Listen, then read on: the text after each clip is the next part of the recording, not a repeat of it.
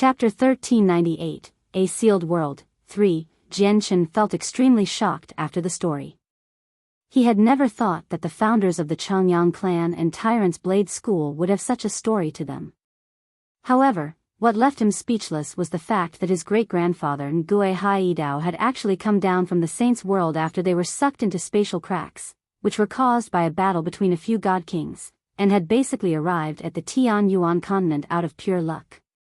If it were not for the tunnel that had appeared at the right moment within the crack, his great-grandfather probably would have died there. A total of 10 people managed to survive and make it to the Tianyuan continent.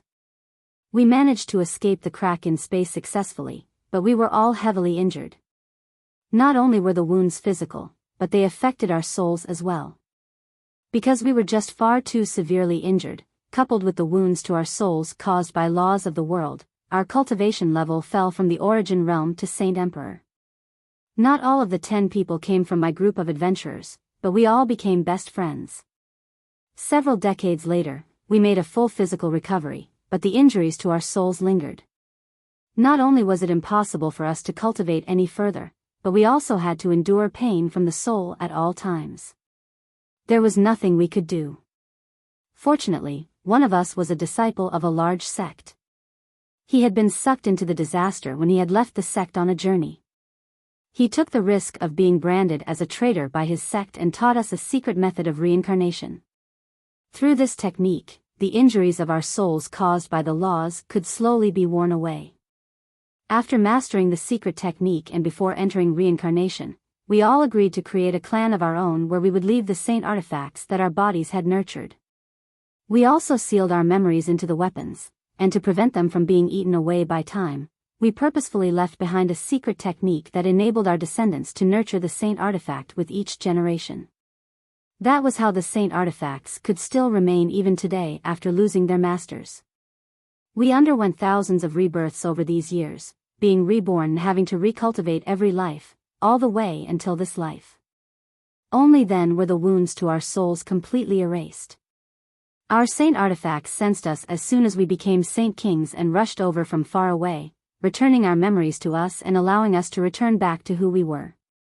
Jianchen could not help but think back to when Nguye Haidao had become a saint king. Back then, he was on a journey to the sea realm with Huang Luan and just happened to come across someone breaking through to Saint King. 7 colored rainbow clouds had descended and the person who had broken through just happened to be Nguye Haidao.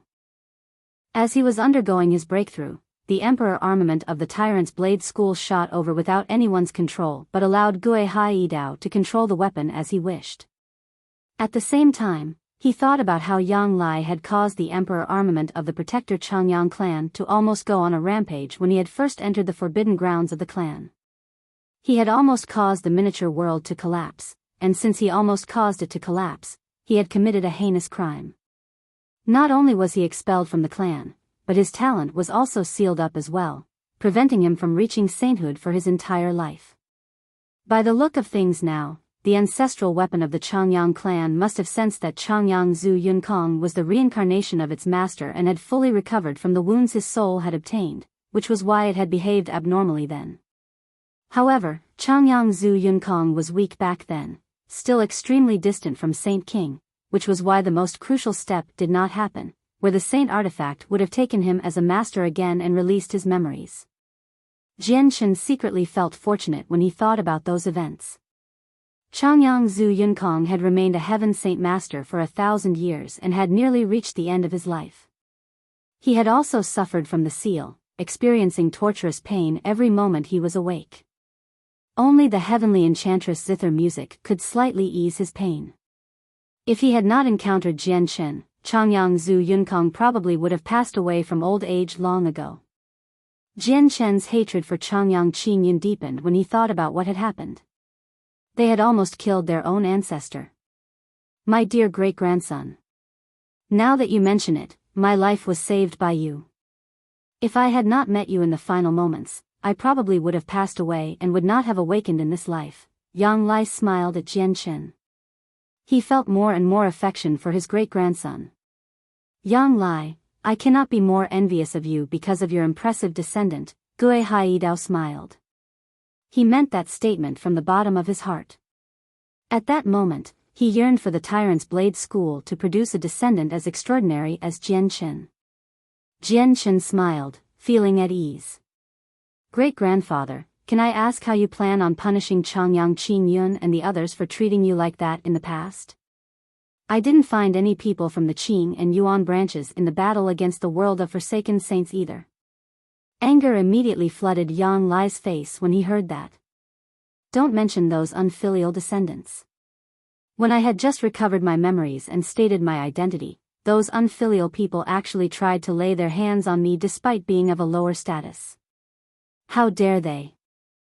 Gui Haidao patted Yang Lai's shoulder and said, Yang Lai, the brutality of the saints' world is far greater than the Tian Yuan continent. Can't you look past a few matters given that you've experienced the brutality of the saints' world? It's enough. Let's forget about this unhappy past. Don't forget the main reason why we've called Jian Chen over this time. Gui Haidao then turned his eyes to Jian Chen with interest. Jian Chen, we've called you over this time because we have something important to ask you, aside from telling you about us. Please go ahead and ask, Senior. I will answer you with everything I know. Jian Chen clasped his hands at them. However, he felt uneasy inside. Yang Lai and Gui Haidao came from the saints' world. He wondered if they knew about the secrets regarding the azulate swords. Jian Chen, are you a saint emperor right now or have you reached the origin realm? Gui Haidao asked. He was stern and even Yang Lai looked at Jian Chen seriously, as if they cared about the answer of the question a lot. Jian Chen was surprised. He had never thought that Gui Haidao would ask something like that. After a momentary pause, he said, I should still be a saint emperor, but because of the two weapons I use, the strength I can display is greater than what I personally possess. At the same time, I walk a different path of cultivation compared to the people of the Tian Yuan continent. I cultivate a power even more powerful than Saint Force, which is why I have the strength of someone from the origin realm. Really? And I had thought that there was someone who could overcome the limits of the seal and reach the origin realm. Looks like you haven't been able to do that either, Gui Haidao mumbled. He became rather depressed. Sigh, Yang Lai exhaled gently. He said, and I had thought that hope appeared, but it's just disappointment. Jian Chen stared at the two of them in some confusion. He questioned, Seniors, what are you referring to by this sealed world? And what are you hoping for? Gui Haidao stared at the sky. His eyes were deep, but they were also filled with helplessness. He said, Jian Chen, you may not know this, but this world is actually sealed. An extremely powerful seal exists in outer space, preventing people from reaching the origin realm.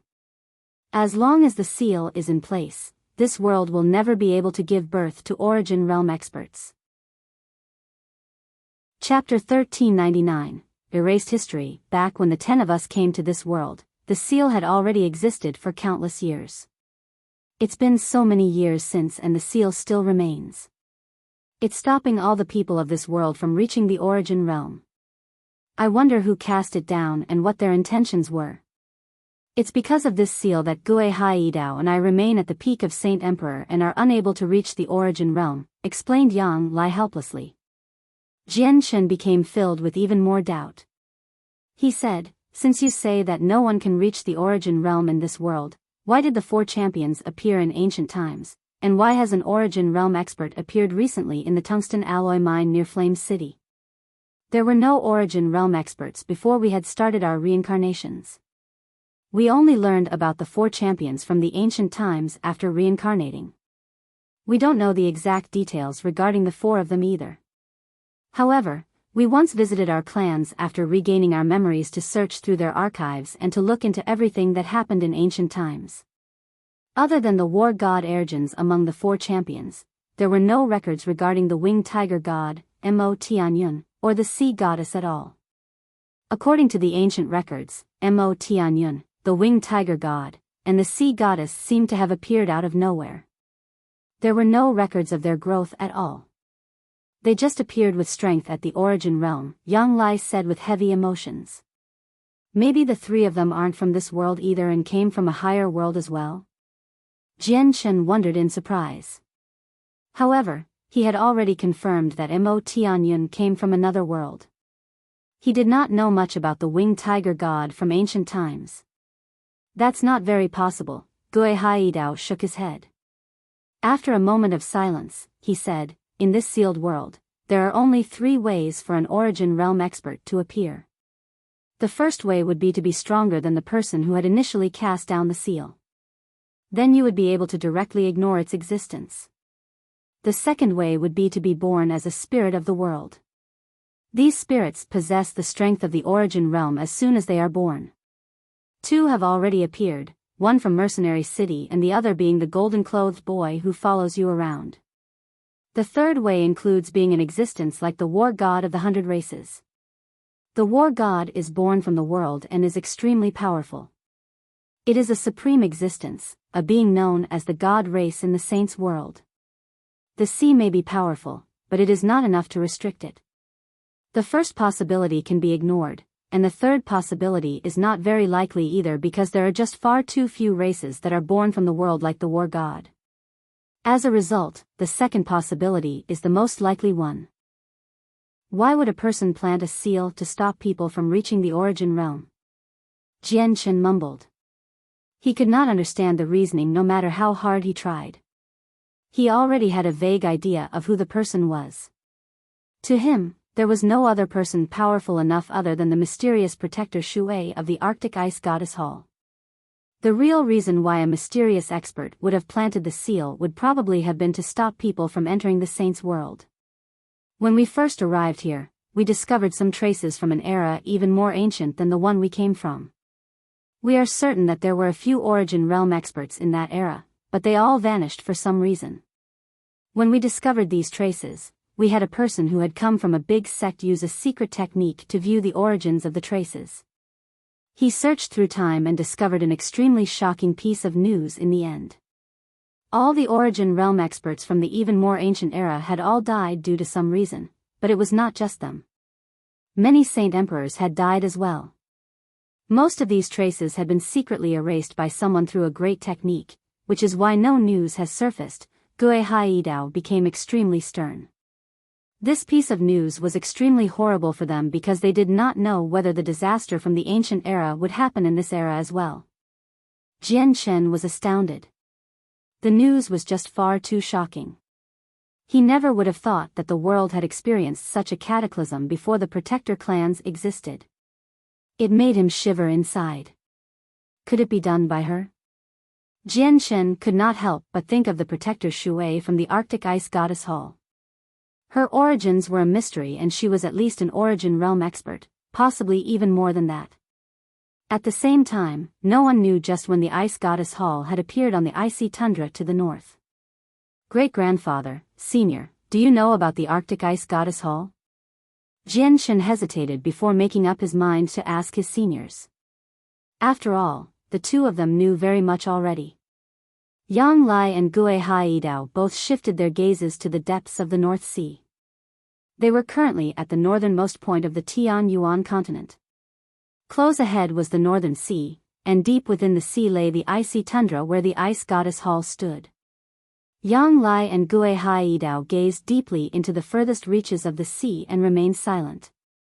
Only a long while later did Yang Lai slowly say, "We knew about the existence of the mysteries in the icy tundra back then. The 10 of us once tried to explore that place, but we were unable to get very far. The place was terrifyingly cold, where even in our peak condition, we would have still ended up as ice statues from the cold. As a result, we left the matter be and never set foot there again. However, the icy tundra had already been labeled as a forbidden zone by us. No one knows the secrets inside. Only when we woke up in this life did we learn the secrets. There is actually an extremely mysterious divine hall hidden there. And while we were reincarnating, the mysterious expert had moved once more. This time, he had gone even more overboard, actually sealing up the origin energy into the very depths of the universe, causing the origin energy on the Tianyuan continent to become thinner and thinner before disappearing altogether. He even disrupted the laws of the world, making breakthroughs even more difficult for people. There's almost no hope of becoming a saint emperor either, Gui Haidao said unhappily. He felt both fear and hatred for this mysterious expert. Chapter 1400, Mastermind Jian Chen secretly snickered inside.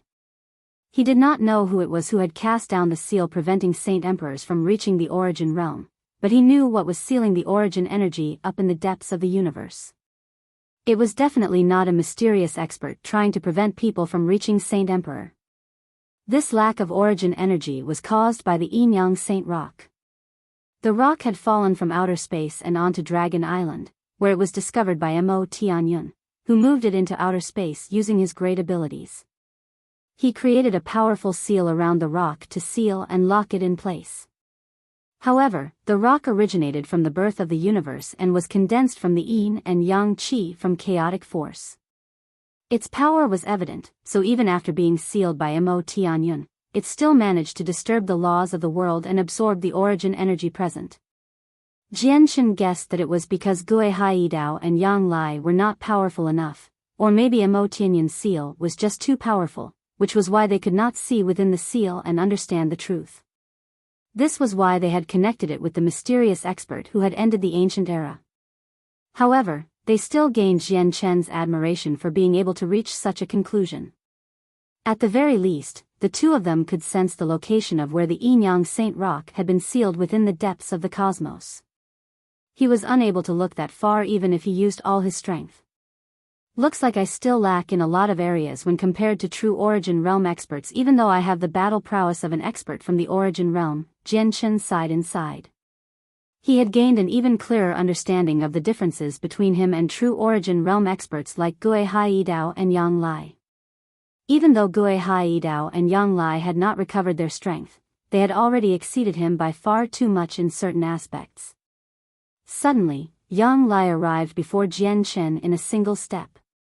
He stared at him sternly and asked, "Great-grandson, I heard that you visited the Arctic Ice Goddess Hall in the past and saw that girl who was taken there. Is that true?" "That has indeed happened before. Back then, I visited there with Senior Roy Jin, Hong Lian, and He Yu," Jian Chen replied with the truth. "Then tell me everything you know." The Arctic Ice Goddess Hall can be described as the most mysterious organization in this world. "I suspect that the mysterious expert who sealed up this world is connected to them," said Yang Lai. He was extremely stern. As a result, Jian Chen told him about everything he knew regarding the Ice Goddess Hall without holding back at all. However, he was not sure how strong Protector Shui was. She was definitely an Origin Realm expert at the very least. A gleam of light flashed through Yang Lai's eyes. He said with a heavy voice, "As I had suspected. The mysterious Ice Goddess Hall really does have such an expert." Gui Haidao joined in on the conversation. "This world has already been sealed for at least 1,000,000 years, making it impossible to break through to the Origin Realm. Origin Realm experts only have a lifespan of 100,000 years, so it's impossible for this Protector Shui to have broken through in the last 100,000 years. Even if we go one step back and even if Protector Shui comes from the ancient era and is still alive now because she is the same as us, undergoing countless reincarnations, it would be impossible for her to reach the Origin Realm in this life." An idea crossed Jian Chen's head when he thought up to that point. He mumbled, "If that's the case, there are only two possibilities regarding Protector Shui's identity. The first would be that she's similar to Xiao Jin and Xiao Ling, which would make her a natural spirit. The second possibility would be that she is the mysterious expert who sealed up this world as well as the mastermind who erased the past." Yang Lai finished off Jian Chen's sentence. His complexion was horrible right now. Jian Chen sucked in a deep breath and said, "If it really is the second possibility, isn't this Protector Shui just far too powerful? She's actually been able to survive since ancient times and even killed off many experts in ancient times. She's definitely committed endless slaughter, so why hasn't she suffered the punishment of celestial decay? If the second possibility is true, Protector Shui's strength would have already surpassed the Origin Realm and reached godhood. Godhood allows people to break free from the restraints of the world and survive along with the world. It is known as eternal life, so obviously celestial decay won't impact her. And from the power and complexity of the seal that was set down, Protector Shui doesn't just seem to have reached godhood. She seems to belong to the higher boundaries of that realm of cultivation, said Gui Haidao. The gaze he sent toward the depths of the northern sea became laced with fear. Godhood was a dreamlike cultivation realm to them. All the hard work and effort they had put in back in the saints' world was all for reaching godhood, a supreme level of cultivation. This was because the concept of a lifespan still existed within the origin realm. Even those at reciprocity could not change their final lifespan, but once they broke through to godhood, they would have eternal life. However, an extremely large division existed between the two realms of cultivation. The difference was equivalent to mortals and saint emperors on the Tian Yuan continent. Despite it only requiring a single step to overcome, it was just far too difficult to take this step. If the seal is not released, we will remain at our current level of cultivation forever, and we will never be able to reach the origin realm.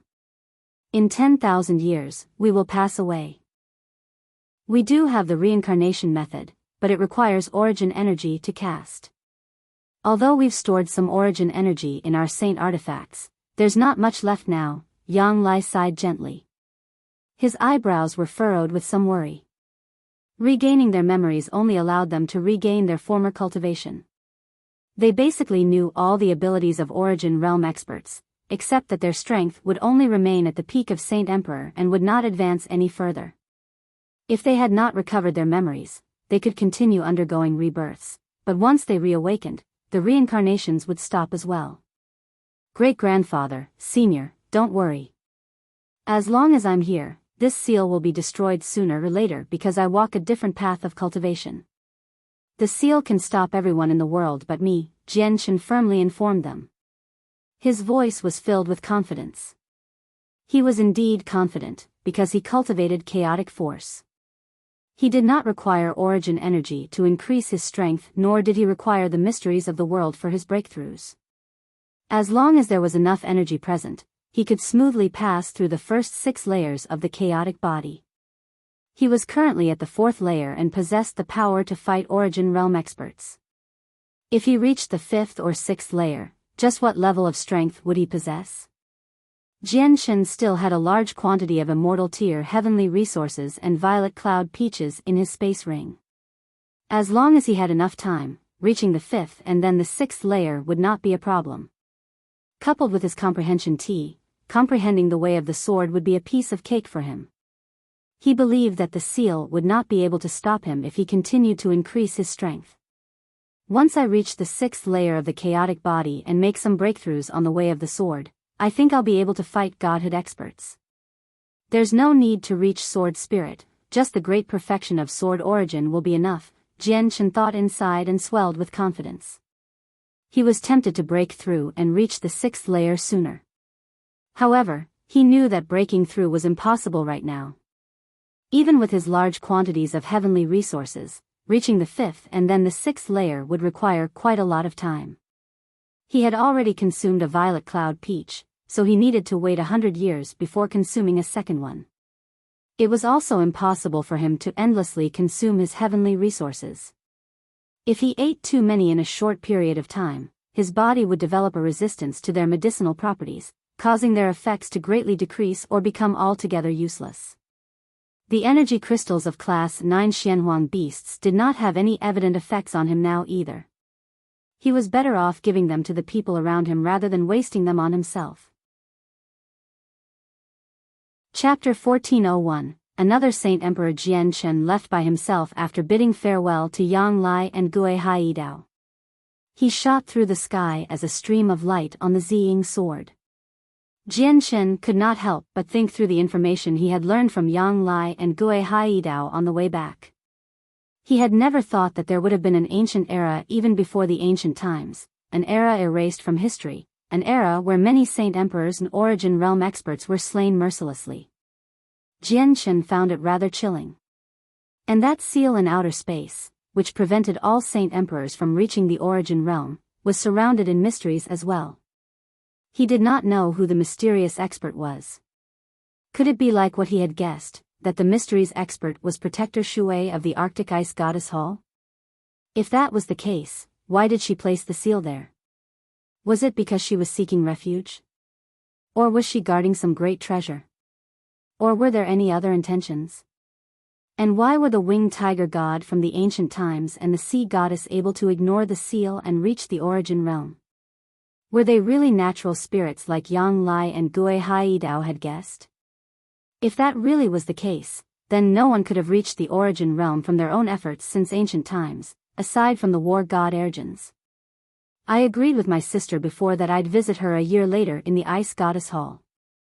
It's already been a year, but I still haven't followed up on my end of the promise. I'll go pay a visit as soon as I deal with the urgent matters at hand. Let's see if I can discover anything, and Senior Roy Jean, Hong Lian, and He Yu are still trapped in the north. I must find some way to free them this time I go, Jian Chen thought to himself. The three of them had been trapped in the Ice Goddess Hall because of him. If he did not free them, he would end up riddled with guilt, unable to forgive himself. Jian Chen did not return to Flame City and, instead, went to the Changyang clan in Lore City. Jian Chen's name had spread across the continent ever since the battle against the world of Forsaken Saints. All the experts claimed him to be the reincarnation of Mo Tianyun. He had taken up the position as the greatest human expert in some sense. His return immediately threw Lore City into a mess. Virtually all the people in the city surged in the direction of the Changyang clan. Countless people wanted to catch a glimpse of the greatest human expert's glory. Just how great was the status as the greatest human expert? Even Saint Kings did not have the right to see him on ordinary days, so to the people of Lore City who dwelled on the lowest levels of the Tianyuan continent, he was like a god. Many people were willing to die an early death just to catch a glimpse of him. The city lord of Lore City immediately reacted. He mobilized all the guards and troops in the city to ensure peace, labeling the area 10 kilometers around the Changyang clan as a forbidden zone. At the same time, all the guards of the clan were mobilized, forming a second wall around the clan. At the same time, this matter reached the ears of the king very soon. The king immediately put down all the matters at hand and quickly flew out of the imperial palace with the assistance of a heaven saint master. Besides him, all the monarchs in the neighboring kingdoms had given up their luxurious carriages and directly requested their heaven saint masters to carry them through the air with rich gifts. They made their way to Lore City as quickly as they could. Not only had Jian Chen's arrival at the Changyang clan alert everyone in the surroundings, but it had also thrown the Changyang clan into a mess as well.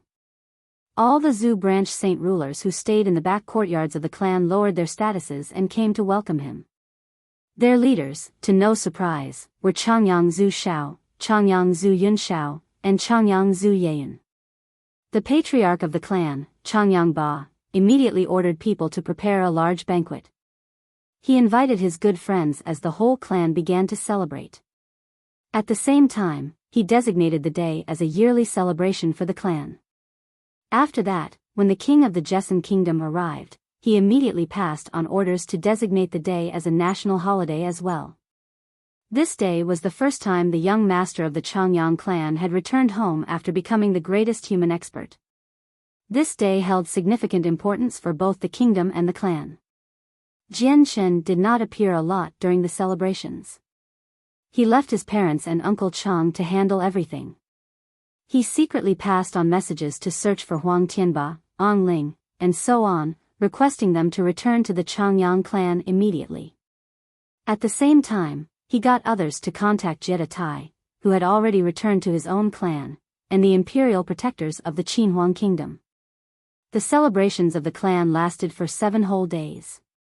Within that period of time, the people who had come to visit included quite a few saint rulers, saint kings, and even the Grand Elder of Mercenary City had come. The entire kingdom had celebrated. This was the first time in history that the Jessen kingdom had ever had such a lively and grand celebration. 7 days later, all the guests left one by one. Huang Tianba, Ong Ling, and Jetta Tai had all arrived in the Changyang clan while the 4 imperial protectors of the Qinhuang kingdom had hurried over from Flame City as soon as they received the news. They had been waiting in the Changyang clan for quite some time now. The next day, Jian Chen, Changyang Ba, Uncle Chang, the king, Huang Tianba, Ong Ling, Jie Tai, the 4 imperial protectors from the Qinhuang kingdom, and every single person of the Zhu branch left the city and arrived in a nearby forest. The disaster of the continent was still not over yet. The threat of the world of forsaken saints still lingered, and next time, they would certainly send far more than just 500 saint emperors once the tunnel stabilized. There would definitely be Origin Realm experts present as well.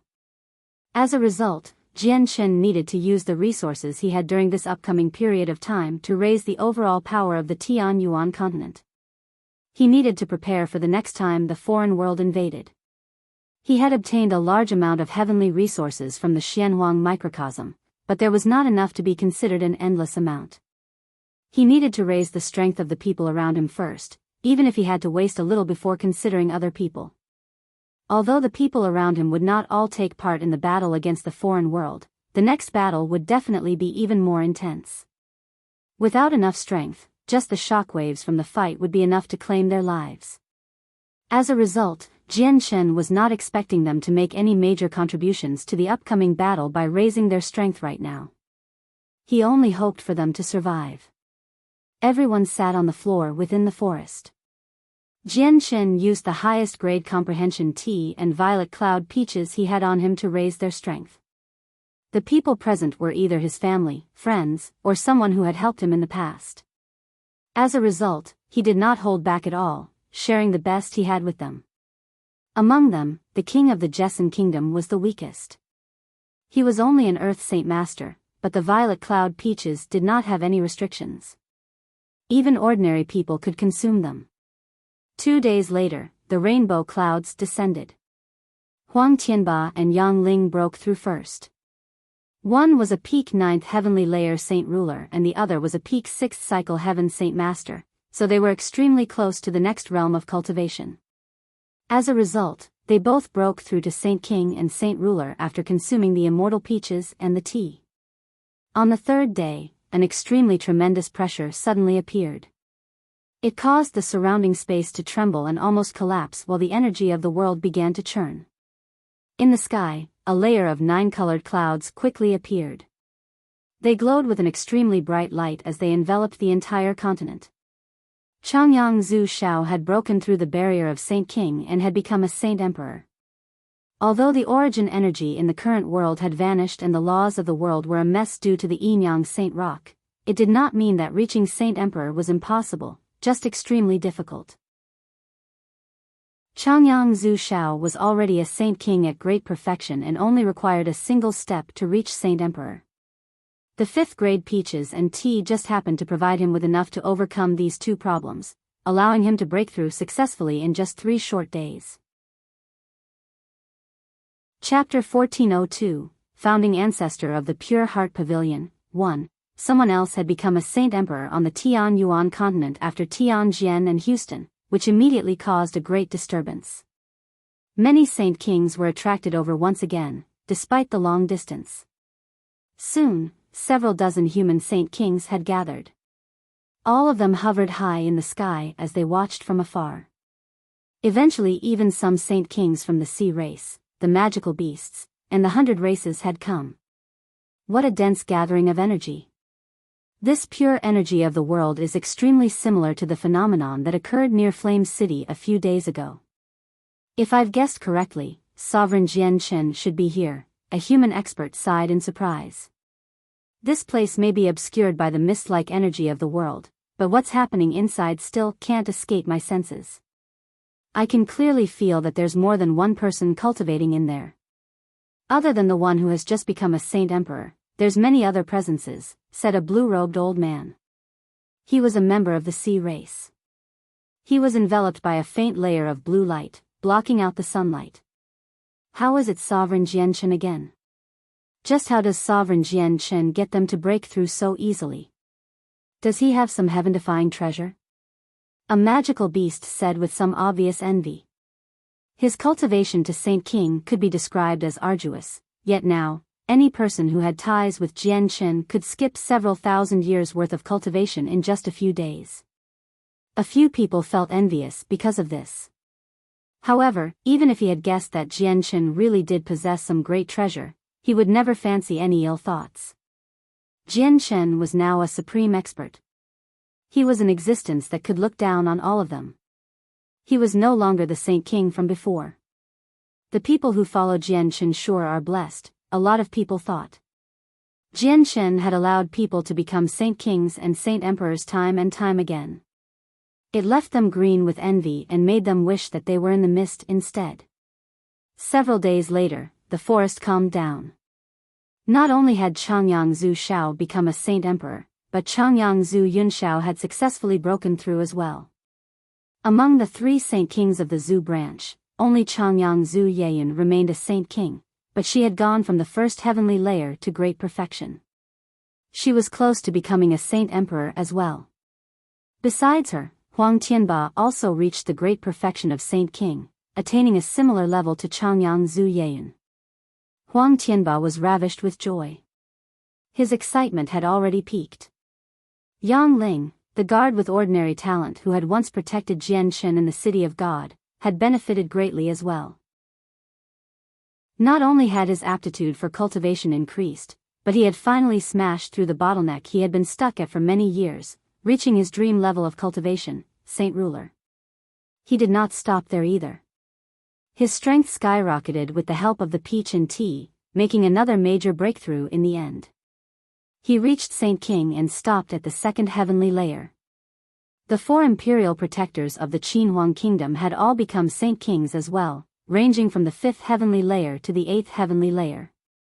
I thank Sovereign Jian Chen for your gift. Our wish of many years has finally become true, and we've all reached an unimaginable level of cultivation. The 4 imperial protectors gratefully bowed to Jian Chen. Their breakthroughs were significant to the Qinhuang kingdom. After the battle against the world of Forsaken Saints, the strength of the 3 great empires had fallen. They had lost their strongest experts.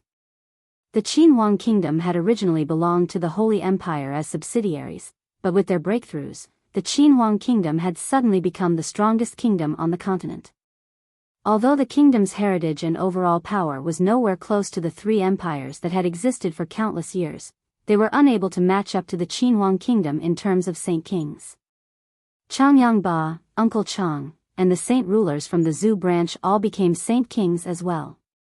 Only the king of the Jessen kingdom fell behind. He had reached the 9th heavenly layer of Saint Ruler in the end. All the Saint Rulers of the Zhu branch broke into tears. They thanked Jian Chen with runny noses. They were tempted to kneel down in gratitude. The disturbance from this group breakthrough was not as great as the one in Flame City, but it still gave birth to 2 Saint Emperors and almost 20 Saint Kings. It made all the Saint Kings who had come to watch green with envy. A portion of the people had even become hot-headed inside. They wanted to kneel down before Jian Chen and plead, begging him for a chance to become greater. They were all Saint Kings and had been stuck like that for many years now. Becoming a Saint Emperor possessed a fatal attraction to them. There were plenty of them who had reached the later stages of their lives. They did not have much time left. The only way for them to continue living was to become a Saint Emperor. Suddenly, Jian Chen's eyes narrowed. He turned his head to one direction. The space there distorted and a golden giant appeared out of nowhere. To no surprise, that giant was Tai Ta. Tai Ta did not use a space gate and had instead arrived using one of his innate secret techniques. He had suddenly appeared before Jian Chen by crossing a vast distance, like he had teleported. The war god of the 100 races. Tai Ta's arrival immediately caused the experts in the surroundings to cry out. Their eyes were filled with fear and dread, with the magical beasts affected the most. They responded even more violently. Jian Chen discovered quite a difference in Tai Ta this time. It was a change in presence. If Tai Ta had been a country bumpkin before, the current Tai Ta was like a ruler. He possessed a certain prestige. Jian Chen, can you give me some? I want to help out the 100 races as well, Tai Ta asked rather awkwardly. Jian Chen obviously knew what Tai Ta wanted. He chuckled, Tai Ta, I had planned on delivering some to you a few days later. I didn't think you'd come personally. Jianshan took out a space ring and tossed it to Tai Ta without any hesitation. The space ring was filled with over 100 violet cloud peaches, 10 pieces of 5th grade comprehension tea leaves, and several dozen pieces of 1st grade comprehension tea leaves. There was even a lot of divine water of the world and water from the springs of life for making tea. It possessed everything he needed. Of course, not all the violet cloud peaches in there were of the 5th grade. Jianshan had only found 3 5th grade violet immortal peach trees in the Xianhuang microcosm in total. The others were all of lower grades. He had used up over 100 5th grade violet cloud peaches within the past few days, almost half of everything he had. As a result, only a tenth of all the peaches he had given Tai Ta were of the 5th grade. The rest were either of the 3rd or 4th grades. Jianshan had obtained even fewer pieces of comprehension tea leaves. When he had made tea to increase the strength of this group, he had only used 4 or 5 pieces together. Tai Ta took the space ring. He knew how to prepare the items inside, so he did not ask any questions. Before he left, Tai Ta said to Jianshan, "I've gone to the War God Hall. It's a very special place and will be extremely beneficial for me. I cultivate several times faster than usual in there and it can help me comprehend the mysteries of war." Jianshan, the magical beasts have a beast god hall as well. I wonder if it has the same effects as the War God Hall, but according to what I know, it's not a simple divine hall. You should take Xiao Bai there when you have the time. I will, Jianshan responded. He had heard that the 99th floor of the Beast God Hall possessed the legacy of the previous winged tiger god and only those with the same bloodline could enter it. All he could do back then was sigh in wonder since he had lacked the ability to go there. In the miniature world of the Pure Heart Pavilion, a tall altar stood in the forbidden grounds. A snow-white duster silently lay on the altar. It gave off a tremendous presence. This was the ancestral weapon of the Pure Heart Pavilion. It had always been stored there, yet today, the duster suddenly began to emit a hazy white light despite not making any abnormal movements over the past million years.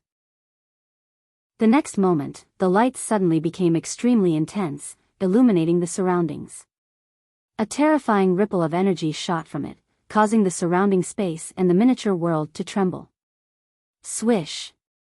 Afterward, the jade-white duster shot off, disappearing into the miniature world.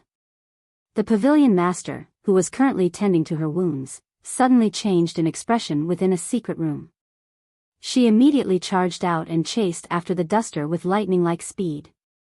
Behind her, 2 more Saint Kings surged over from different directions, pursuing the duster with the pavilion master. Changyang Hu was wearing simple robes when he emerged from the divine hall of the Pure Heart Pavilion. He stared in the direction the duster had disappeared off to. The sun, moon, and stars seemed to rotate in his eyes. "I think I see glory. I think I see celebration, and prosperous era." Changyang Hu mumbled a while later. Chapter 1403, Founding Ancestor of the Pure Heart Pavilion, 2, 7-colored rainbow clouds loomed over an ancient forest on the Tianyuan continent. They illuminated the surroundings with 7 colors, spanning 1,000,000 kilometers. The clouds represented someone breaking through from Saint Ruler to Saint King and were sensed by many people. It definitely would have been an extremely great matter for someone to become a Saint King in the past and would have attracted many experts on the continent to watch.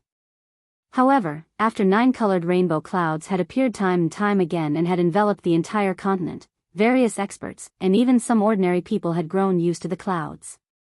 They had become a common occurrence. As a result, the appearance of the clouds did not attract too much attention. This was because this single layer of rainbow clouds seemed just far too insignificant compared to the several dozen layers of rainbow clouds or even the 9-colored rainbow clouds that had appeared. A person currently sat within a cave deep within a forest.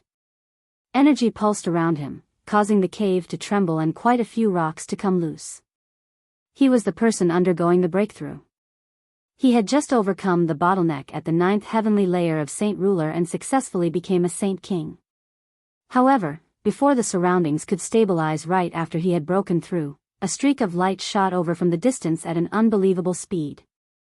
It stopped above the cave in the end and let out a dazzling but gentle white light. Terrifying pulses of energy emanated from it, filling the entire forest and causing the space there to tremble. At that moment, the forest, which was constantly filled with the roars of beasts, fell silent. Everything descended into a deathly silence. Only now was the item that had been obscured by white light visible.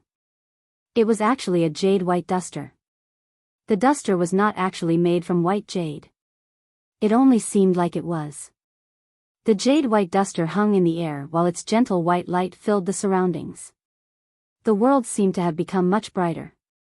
After arriving, a powerful energy surged out of the duster and headed down toward the ground. The young man, who only seemed to be in his 30s, remained seated beneath the duster before slowly floating into the air. He was the person who had just broken through. What was unbelievable was that the young man's cave was clearly constructed from rock. A thick stone slab isolated him from the sun, yet he seemed like he had fused with the surrounding rock right now. Not only had he left no mark on the rocks, but he seemed to have fused with them, moving freely through them. The young man floated beneath the jade white duster. Suddenly, the duster erupted with an extremely powerful energy, which surrounded the young man, though it brought him no harm.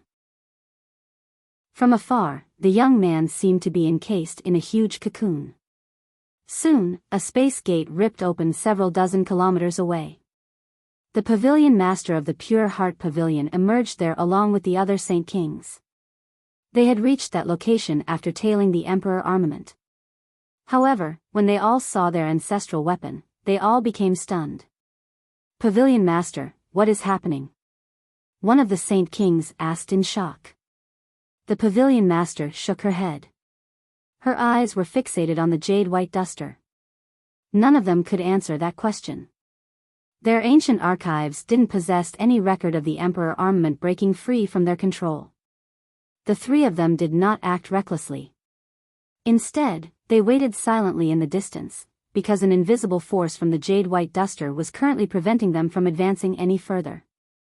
The jade white duster used its own energy to lock up an entire region of space, and even Saint Emperors would find it difficult to break. The wait lasted several days, and only after those several days did the energy from the duster slowly disperse. The young man guarded by the jade white duster slowly opened his eyes as well. At that moment, the world seemed to darken slightly. The pavilion master and two other Saint Kings felt dumbfounded. Shock filled their faces. They felt like they had seen a vast universe in the eyes of the young man. They could not help but be absorbed by it, almost losing themselves. The three of them immediately felt astounded. The person before them had just reached Saint King. He was not as powerful as them, but his eyes made them feel like he was much stronger than them. This filled them with disbelief. At the same time up north, on the same mountain as before, Gui Haidao and Yang Lai were staring deep into the sea. However, at that moment, their faces changed, and they suddenly turned in the direction of the duster. An odd light filled their eyes, and in a single movement, the two of them vanished. The pavilion master appeared otherworldly and divine as always. She clasped her hands gracefully and smiled. "From today on, the Tian Yuan continent has gained another Saint King. This is a joyous occasion. May I ask what your name is?" The young man said nothing. He did not even glance at the three people from the Pure Heart Pavilion and instead grabbed the jade white duster in the air in a single motion. He rubbed it gently in his hands as reminiscence filled his eyes. The jade white duster was extremely gentle. Despite the unbelievably powerful energy hidden within it, it seemed just like a little lamb right now. The eyes of the three Saint Kings almost popped out of their heads. The jade white duster had always been enshrined in the forbidden grounds of the Pure Heart Pavilion. People visited it frequently. It was basically a consecrated object of the sect. It was extremely powerful, yet it was currently being wielded by him. The three of them found this difficult to accept. At the same time, the jade white duster possessed endless might. On any random day, even if they just wanted to use it a little, they needed supreme strength combined with secret techniques to wield it. Yet, the weapon was easily wielded by someone who was not even part of the Pure Heart Pavilion in such an easier manner. Moreover, he wasn't suffering from a backlash either. This shocked them greatly. The Wolf King of Greed, Feng Yixiao, was once my name, but from now on, he does not exist on the Tian Yuan continent. There is only Feng Xiaotian. The young man suddenly replied. He spoke very gently, but his voice seemed to be filled with an endless charm. Sir Feng Xiaotian, please return the ancestral weapon of our Pure Heart Pavilion, the pavilion master calmly requested. She could not stand how the consecrated item of her sect was being tarnished by an outsider's hands. After all, it was their ancestral weapon that they had kept enshrined for many years. Feng Xiaotian straightened his back while his entire presence suddenly changed. It had become divine. At that moment, he became dignified and awe-inspiring, as if he had transcended the world and stood above all life. I am your founding ancestor. Feng Xiaotian sternly responded. His voice was filled with an undeniable prestige. Sir, that's not a joke you can make, a Saint King replied with a heavy voice. He seemed slightly angered that someone would claim that. At this moment, a space gate suddenly ripped open. Gui Haidao and Yang Lai arrived together. When they saw Feng Xiaotian, they both broke into laughter. Feng Xiaotian, I never thought that you'd awaken after the two of us. So much for being a disciple of a large sect. A strange light appeared in Feng Xiaotian's eyes. He said, the two of you have really surpassed my expectations for the two of you to awaken before me. Chapter 1404, Meeting Qing Shao again. Yang Lai and Gui Haidao did not purposefully conceal their presences, so the three Saint Kings from the Pure Heart Pavilion could sense them clearly, which immediately took them by surprise. To their senses, Yang Lai and Gui Haidao's presences were as vast as the sea. They were boundless, making them impossible to fathom. The Path Lord of Carnal Desires and the three Saint Emperors of the Beast God continent could not make them feel this way. Saint Emperors. Similar thoughts crossed the heads of the three Saint Kings from the Pure Heart Pavilion.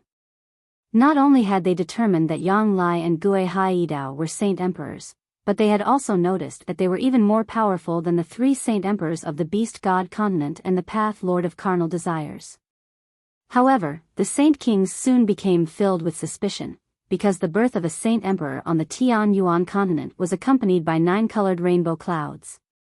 Even experts far from the continent would still be able to sense them. However, they knew all of the Saint Emperors that had recently appeared on the Tian Yuan continent. They knew every expert that had broken through. The three of them were completely clueless as to when Yang Lai and Gui Haidao had become Saint Emperors. They were just far too abnormal. The pavilion master looked at Yang Lai. She had seen Changyang Zhu Yunkong in the past before and actually discovered that this person and Changyang Zhu Yunkong looked exactly the same. The only difference was the presence they radiated, which made them seem like two different people. Feng Xiaotian, the seal still exists. You come from a large clan, so the abilities you know are far greater than anything we can fathom. Do you have any ideas on how to deal with it? Gui Haidao asked. Feng Xiaotian immediately became stern. He looked into the depths of outer space and helplessly shook his head. Even you are helpless against it. Looks like we can only place our hopes on my great-grandson, Yang Lai gently sighed. Great-grandson? Feng Xiaotian was surprised. He looked at Yang Lai, confused. Yang Lai's face became filled with obvious pride as soon as he mentioned his great-grandson. He said, Feng Xiaotian, you probably don't know that I have a descendant with extremely impressive talent. Even in the saints' world, his talent would rank at the very top. In less than 100 years, he has cultivated to a level of strength no weaker than the origin realm. I have to say that Jian Chen's talent really is extremely terrifying. He walks a path that is different than the hard-beaten trail, yet he still demonstrates such speeds and he doesn't seem to need origin energy to reach the origin realm, so he won't be restricted by this formation. Jian Chen might really be our only hope right now, Gui Haidao praised as well. He felt admiration from the bottom of his heart toward Jian Chen. An odd expression appeared on Feng Xiaotian's face. Jian Chen? The captain of the flame mercenaries? Correct. My great-grandson is indeed the captain of the flame mercenaries. Feng Xiaotian, I never thought that my great-grandson would be so well known that even you would have heard of him, chucked Yang Lai. Feng Xiaotian's expression immediately became odd.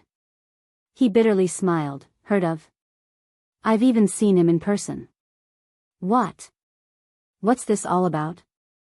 Yang Lai and Gui Haidao were overcome with surprise. I have once met your great-grandson outside of Flame City. If it were not for the fact that someone begged for mercy, this life would have been taken by your great-grandson. Feng Xiaotian forced a smile. Yang Lai and Gui Haidao were surprised by his words. They looked at one another and shock filled their eyes. They never would have thought that Feng Xiaotian had actually come into conflict with Jian Chen in the past. However, Feng Xiaotian's eyes suddenly narrowed before the two of them could say anything else. He said, speaking of which, that Changyang who seems to have entered the realm of great liberation. Feng Xiaotian arrived before the three saint kings of the Pure Heart Pavilion and urgently asked, You should know about the realm of great liberation. Have you accepted Changyang Hu as a disciple of the Pure Heart Pavilion? Feng Xiaotian's voice was filled with a sense of urgency. He cared about this matter very much. Yang Lai and Gui Haidao both became stunned when they saw how desperate Feng Xiaotian behaved. They had already spent quite some time with Feng Xiaotian in the past. Their impression of him was that he was always at ease and incorruptible. He had severed his desires and emotions, having transcended mortal affairs. He had never behaved so desperately and urgently before. Changyang Hu has already been accepted into the sect. He's currently cultivating there, replied the pavilion master. The three saint kings had already become rather uncertain of Feng Xiaotian's identity. It was just far too shocking for him to be their founding ancestor, but there was no possible way to explain how Feng Xiaotian was able to wield their emperor armament so easily. More importantly, the three of them could sense a unique presence that would only appear on a disciple of the Pure Heart Pavilion radiating from him. Ha ha ha ha ha. Good. Very good. Fantastic. Feng Xiaotian laughed aloud. He said to Yang Lai and Gui Haidao, I must immediately return to the Pure Heart Pavilion, so let's catch up some other time. With that, Feng Xiaotian ripped open space with his duster and left. Feng Xiaotian silently appeared in the miniature world of the Pure Heart Pavilion. He did not catch anyone's attention with his arrival. He was the one who had originally carved out this miniature world, so no one was more familiar with it than him. Currently, Changyang Hu sat on a gray rock with his eyes closed. He seemed to have fused with the world and seemed to be resonating with the universe. A mysterious energy seemed to call to him from afar. Feng Xiaotian appeared silently before Changyang Hu, but as soon as he had arrived, Changyang Hu slowly opened his eyes and stared calmly at Feng Xiaotian, as if he had sensed his arrival. As I expected. My strength far exceeds yours, but I still can't hide from your senses if I come in close contact with you. Feng Xiaotian stared at Changyang Hu with shining eyes, as if he was examining some rare treasure. Before he had awakened his memories, he did not understand the path of cultivation Changyang Hu had embarked on. He had even tried to persuade Changyang Hu to turn back out of good intentions. However, it was different now. He had awakened his memories and knew a lot more. He understood extremely well what comprehending the realm of great liberation meant. So it's Senior Feng Yixiao. I may have vaguely sensed, within the past few days, that someone I once knew would come looking for me. I didn't think it would be you. Changyang Hu recognized Feng Yixiao in a single glance and became a little surprised. What? You sensed that I would come looking for you beforehand? Feng Xiaotian felt like he had been struck by a bolt from the blue when he heard what Changyang Hu had said. Just how powerful was Changyang Hu? Just how powerful was he? Changyang Hu could actually sense that he would come looking for him. This was just unbelievable. The Zhuya kingdom was originally a kingdom only slightly more powerful than the Jessen kingdom. They were over 100,000 kilometers away, but in the recent years, their status had skyrocketed. They had become a medium-sized kingdom, only second to the 8 great kingdoms. This was all because one of their imperial protectors had broken through to Saint Ruler. The Wuxia kingdom had 5 powerful clans besides that. All these clans possessed Heaven Saint Masters, while the strongest was the Tianqin clan. A 5th Heaven Saint Master had even appeared in their clan, making them the most powerful organization aside from the royal family. The overall power of the Wuxia kingdom was elevated to a whole new level with the support of so many Heaven Saint Masters and a Saint Ruler. Not only was Walorant City one of the largest cities within the Wuxia kingdom, it was also the origins of the most powerful clan in the kingdom, the Tianqin clan. Chapter 1405. Returning to the Qinhuang kingdom, the Tianqin clan reigned supreme within Walorant City. Without any exaggeration, the entire city was under their control and countless people were honored to become servants of the clan. On any other day, the Tianqin clan would appear like a slumbering primordial beast, quiet but filled with dignity. However, the Tianqin clan was filled with joy today. Even several kilometers away, the cheers and noise from the clan was still audible. The reason was because the clan had received an extremely impressive guest. The arrival of the guest had even made many of the senior members of the clan weak in the knees, causing them to tremble. The clan used everything they had to receive him, treating him courteously and in reverence. To no surprise, the guest was Jian Chen. He had come to the Tianqin clan to meet Qin Shao. All the senior members of the clan were startled by Jian Chen's personal arrival. Although Jian Chen had come to their clans more than once in the past, his status now was incomparable to his past status, so his arrival was just like a dream to all the people in the clan. They were all ravished with joy. When Jian Chen met Qin Shao again, Qin Shao had become a much more steady-minded person and more mature. He had already been married and was a father. His wife was a princess of the Wuxia kingdom and had given birth to a son half a year ago. Jian Chen could not help but sigh and become filled with mixed emotions when he saw the couple carrying their infant son, because he thought of his own child, Shangguan Aojin. Jian Chen and Qin Shao conversed in a pavilion within a garden. Although it had only been a few short years since they had last seen each other, a lot had happened since then. The two of them behaved like brothers who had just been reunited after being separated for several years, so they had an endless amount of things to discuss. They kept talking even after several hours. Jian Chen, back when I first met you, our strength was similar, yet now, you've already become a sovereign of the continent. I've even heard the rumor that you are Mo Tianyun from the ancient times. I really feel joy for you and I feel honored to have a friend like you. Jian Chen, I know you've suffered greatly in the past. Many enemies hunted you down, and while I really did want to help you, I could not. I was useless. My strength was not even a 10,000th of yours. The other reason was that your enemies only became stronger and stronger. My father worried that I would end up causing a disaster that would end the clan, so he even put me under house arrest in the past.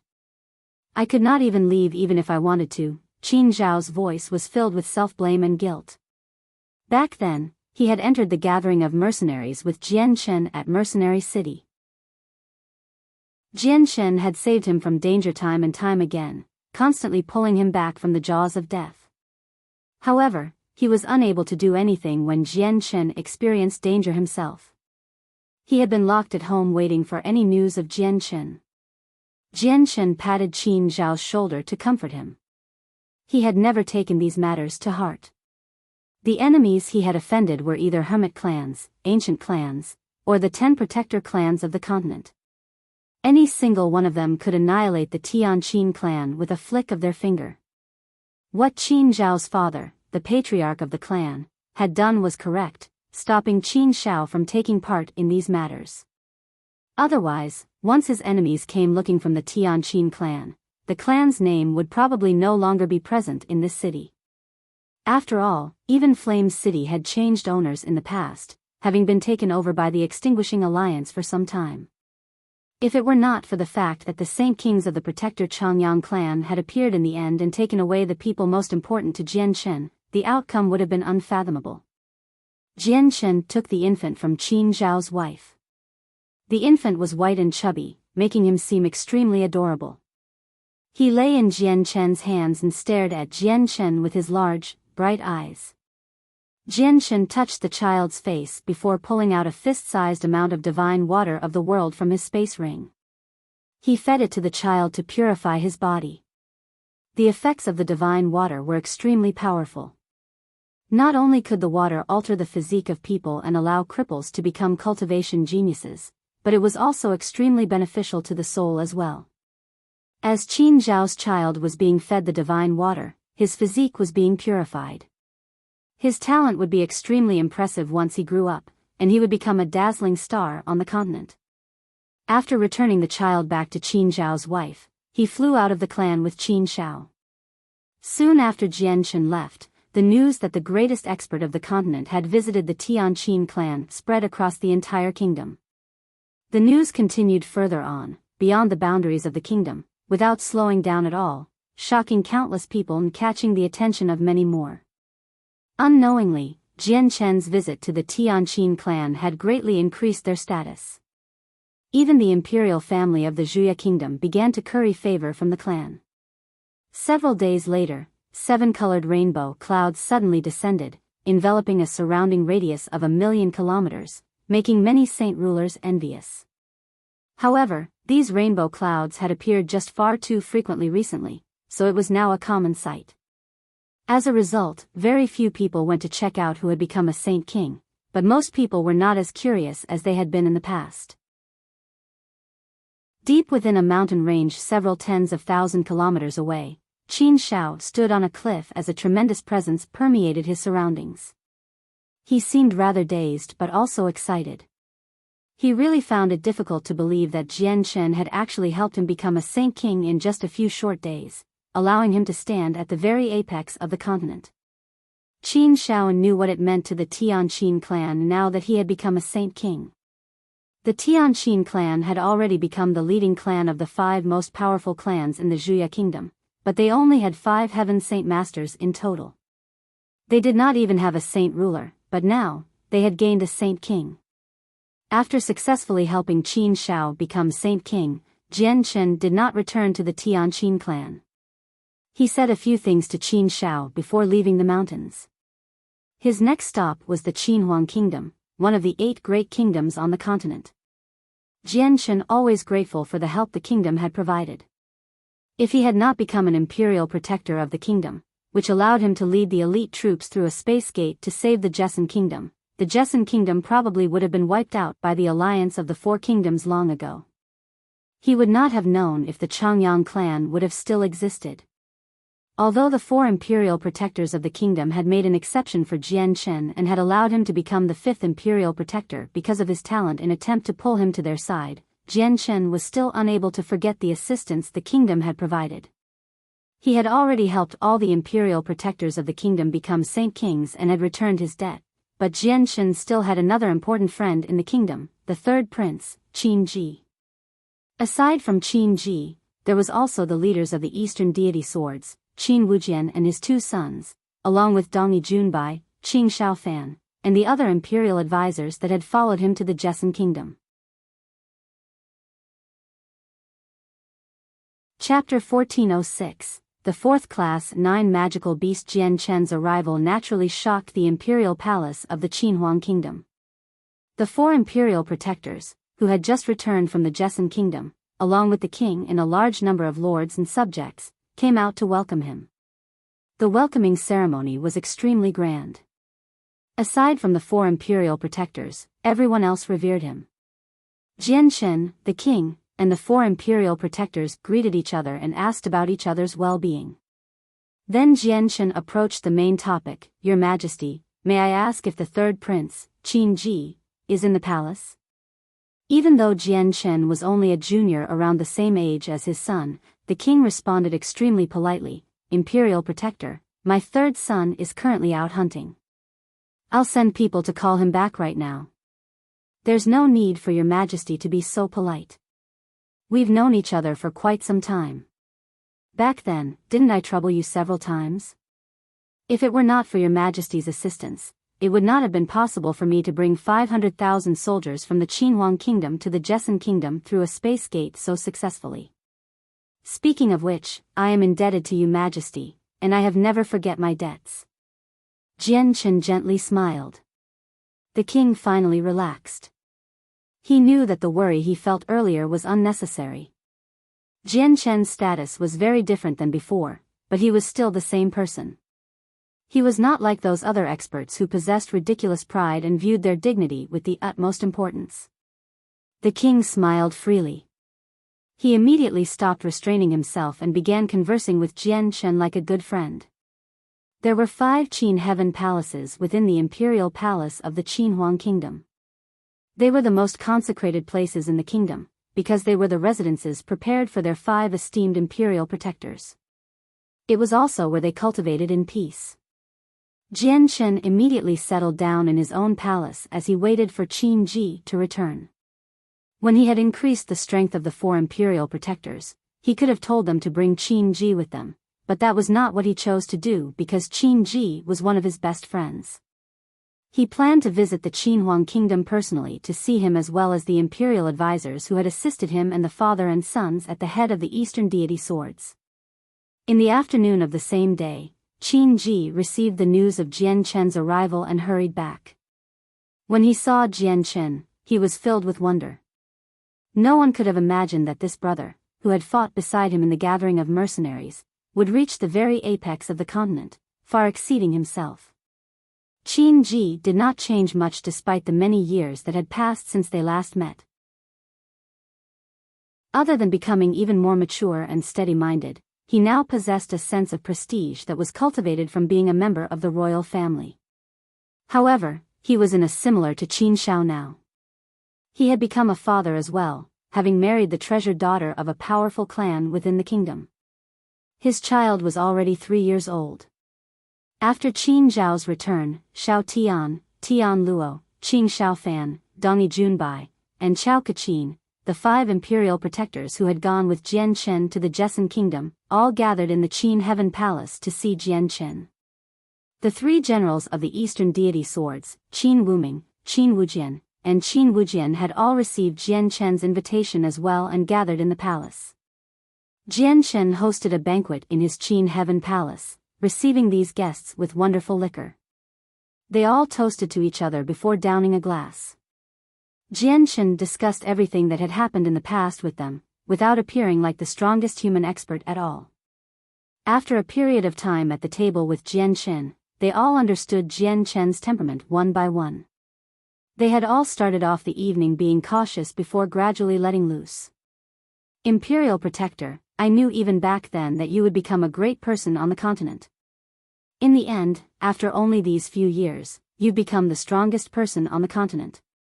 You have my praise and admiration. This Imperial Protector has supreme talent, an unprecedented prodigy. On the Tian Yuan continent, you're known as the reincarnation of Mo Tianyun. I may not know whether that's true or not, but I do believe that you will surpass Mo Tianyun sooner or later and become the greatest sovereign throughout history. After becoming slightly tipsy, there was nothing this group would not talk about. Jian Chen's guests had forgotten that they were in a Qin Heaven Palace, one of the most dignified and consecrated places in the kingdom. On any other day, they would not even gain the privilege of entering a Qin Heaven Palace as imperial advisors. Unknowingly, the sun had set in the west and night descended, filling the entire world with darkness. Deep into the night, Jian Chen took the group of them out of the imperial palace and found a quiet place to increase their strength. Several days later, including Qin Ji, they all become saint kings. Every single one of them was ravished with joy. Before he left, Jian Chen gave some divine water of the world to Qin Ji as a little gift for his son. This is just unbelievable. Imperial Protector Jian Chen has actually allowed all of us to break through to Saint King in just a few short days. The Imperial Protector really is extraordinary. We're only subordinates to him, yet he has never forgotten the things we did for him in the past.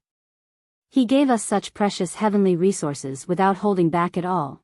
The Imperial advisors, Qin Wuming and so on, all sighed emotionally after Jian Chen left. They stood silently as they gazed in the direction that Jian Chen had left in.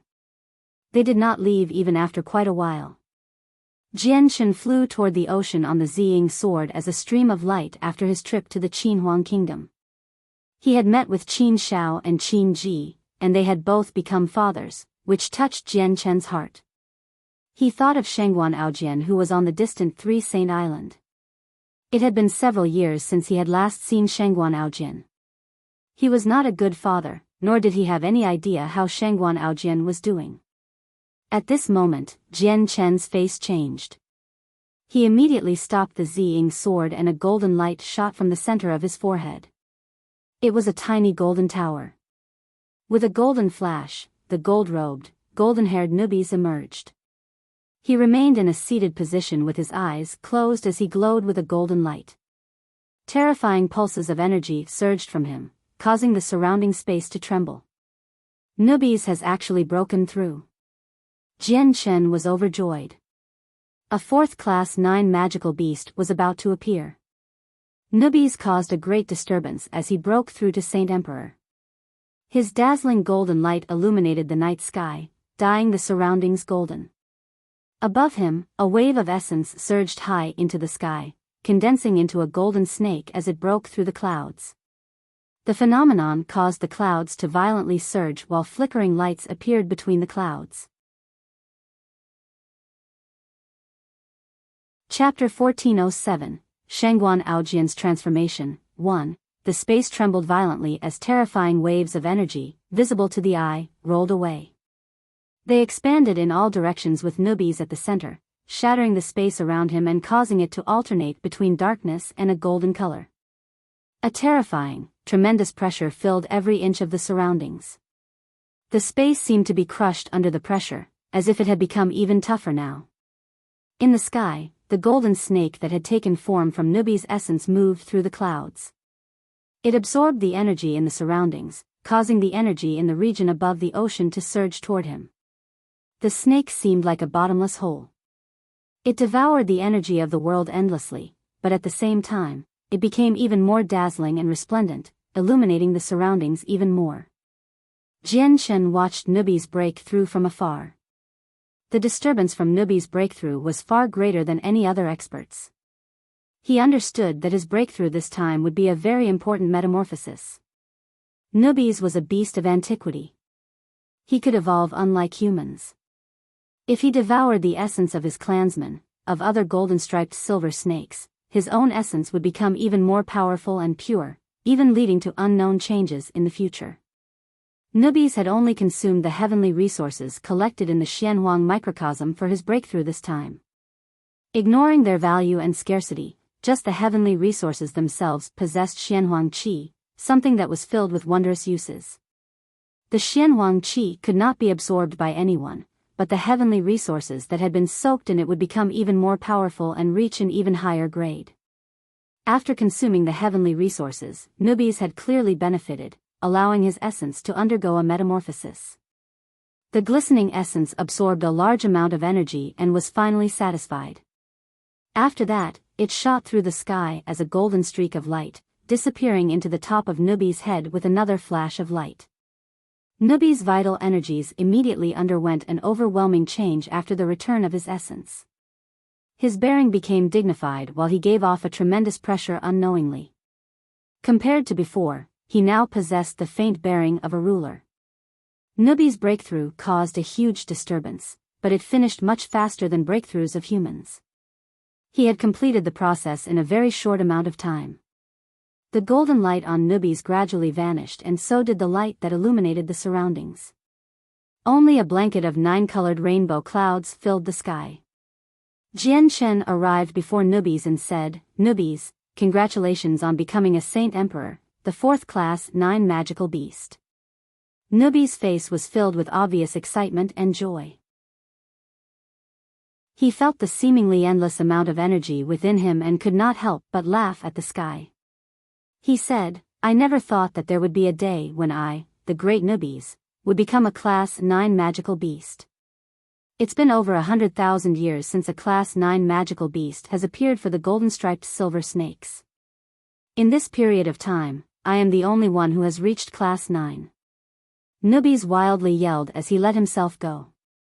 Back when he was still a saint ruler, his greatest dream had been to become a Class 9 magical beast.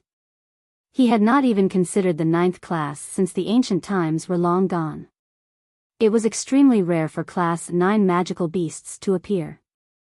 As a result, Nubis only treated the 8th class as his target, devoting his life to achieving it. Now, not only had he become a saint king in an extremely short amount of time with Jian Chen's help, but he had even stepped into the realm of saint emperors at an unbelievable speed. He felt like he was in a dream. Jian Chen, following you was the greatest decision I have ever made in my life. I believe that if I continue to follow you, I will be able to surpass my seniors without much time passing and reach Class 10, Nubis chuckled aloud. He was overjoyed. Jian Chen smiled slightly. Nubis, don't worry. I believe your wish will become true soon enough. You might even go far beyond that. Ha ha ha. Nubis laughed from the bottom of his heart. An odd light flickered through his eyes because he had just remembered about the beast god continent. There were also golden-striped silver snakes there. The golden-striped silver snakes were beasts of antiquities and a powerful species but also an extremely brutal one. They did not have many clansmen at all, and using the description of mythical would be apartment. As soon as they came across another clansman, there would definitely be a slaughter. They would try to devour each other's hidden essence in order to transform or evolve. This was the same thought that Nubis currently had. Jian Chen, I'll be visiting the beast god continent first. I'll be back very soon. Nubis was rather eager. Back then, he was not strong enough, so the beast god continent had always been a forbidden place to him. With his understanding, the old snake on the continent had reached Class 8 long ago, so he was nowhere close to being that old snake's opponent when he was just a saint ruler. He always hid in the outskirts of the Cross Mountains on the Tianyuan continent and cultivated in peace, rarely appearing outside at all so he could avoid being found. However, he had become a saint emperor now. That old snake would no longer pose any threat to him. Once he devoured the hidden essence of that old snake, his own essence would become even more powerful. I'll be going to 3 Saint Island. Come look for me there once you return, said Jian Chen. 3 Saint Island, an odd gleam of light flashed through his eyes before he agreed straightforwardly. He said, all right, I'll immediately come look for you on 3 Saint Island after I deal with that old snake on the beast god continent. Humph, back then, that goddamn island mistress or something like that had scared me into hiding every time I saw her with her soul attacks. Now that I've become a saint emperor, my soul has become greater. Her zither won't harm me at all. When the time comes, I'll show her what's good and get back my dignity. An odd expression immediately filled Jian Chen's face when he heard that. He chuckled aloud. I just happen to be planning on spending some days on the island. I'll be waiting for you there. Jian Chen and Nubis separated. One made his way for 3 Saint Island while the other headed to the beast god continent. Chapter 1408, Shangguan Aojian's Transformation, 2. The endless blue ocean was calm at daybreak.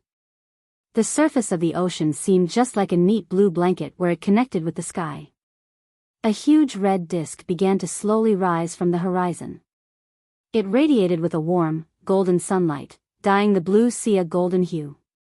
The light was resplendent and dazzling. A small island stood all by itself in the vast, endless sea, far from the Tianyuan continent. A few simple fishermen entered and exited the harbor on the island on their fishing boats, which were created from wood and metal. They were making preparations for a day out at sea. Close to the island stood a 300-meter-tall stone tablet. The tablet seemed to have formed naturally, not even constructed from individual pieces of rock. On the tablet were 3 majestic words, 3 Saint Island. This was the 3 Saint Island where the heavenly enchantress stayed. There was a small city on the island, which was completely occupied by the native fishermen of the island. They made a living from fishing when they were not cultivating. Overall, they were not powerful at all. Aside from the saintesses of the mountain, there were no saint rulers. The saintesses that stayed on the mountain possessed an extremely reversed status on the island. They were like gods to the fishermen, consecrated and divine. The people of the island would often bow toward the mountain out of sincerity. At this moment, a figure silently appeared on the edge of the island. He seemed to have fused with the surrounding space, making it difficult for someone to discover his assistance. The weaker people would not notice him even if they glanced at him. The person was not very old. He wore white robes and only seemed to be in his 20s. He was handsome, elegant, and possessed an extraordinary bearing. His face was resolute and stern from having gone through thick and thin. However, the most eye-catching thing about him were the two swords on his back. One of them glowed with a faint violet light while the other glowed with a faint azure light. The two swords were not in scabbards, nor were they tied to him by any rope or string. They seemed to be stuck to the young man's back, preventing them from falling off. To no surprise, this person was Jian Chen. He floated high up in the air as he gazed down. He stared at the huge stone tablet for a while. The island had a tablet the first time he had come here, but the one right now was larger than before. Clearly, it had been replaced. In just the blink of an eye, I've been away from Xiao Bao for several years already. I wonder how he has cultivated the chaotic body, Jian Chen thought. His longing for his son became even more intense after arriving above the island. He concealed his presence as he flew toward the mountain in the distance. Jian Chen did not use the senses of his soul. He was both excited and in high spirits. He wanted to use his eyes to see his son first. A 10-meter-tall gray boulder stood silently on the edge of a cliff on the mountain. A boy who seemed only around 10 sat on the rock with his eyes closed. He circulated the energy of the world. Beneath the boulder was a cliff face several thousands of meters tall. The boy was more courageous than any ordinary person. He was young, but he sat there steadily, without any fear. A visible stream of white air surged with his breathing near his mouth and nose. Extremely pure energy of the world condensed around him, entering and exiting his pores with the rhythm of his breathing. Every breath the boy took would resonate with the energy of the world in a certain range. All his pores were open as he accepted the purification from the energy, cleansing every impurity within him and leaving behind what he was born with. A woman in a purple dress stood behind the boy. She carried a zither and her beauty seemed to even overshadow many goddesses. She gave off an otherworldly feeling, making her seem like a fairy from heaven. She was the heavenly enchantress, but her strength had already far exceeded Saint Ruler. She looked at the boy with gentle affection. In reality, she stood near the boy every time he cultivated, fixated on the boy, unless she was not present on the island. She seemed to fear that the boy would come across some danger.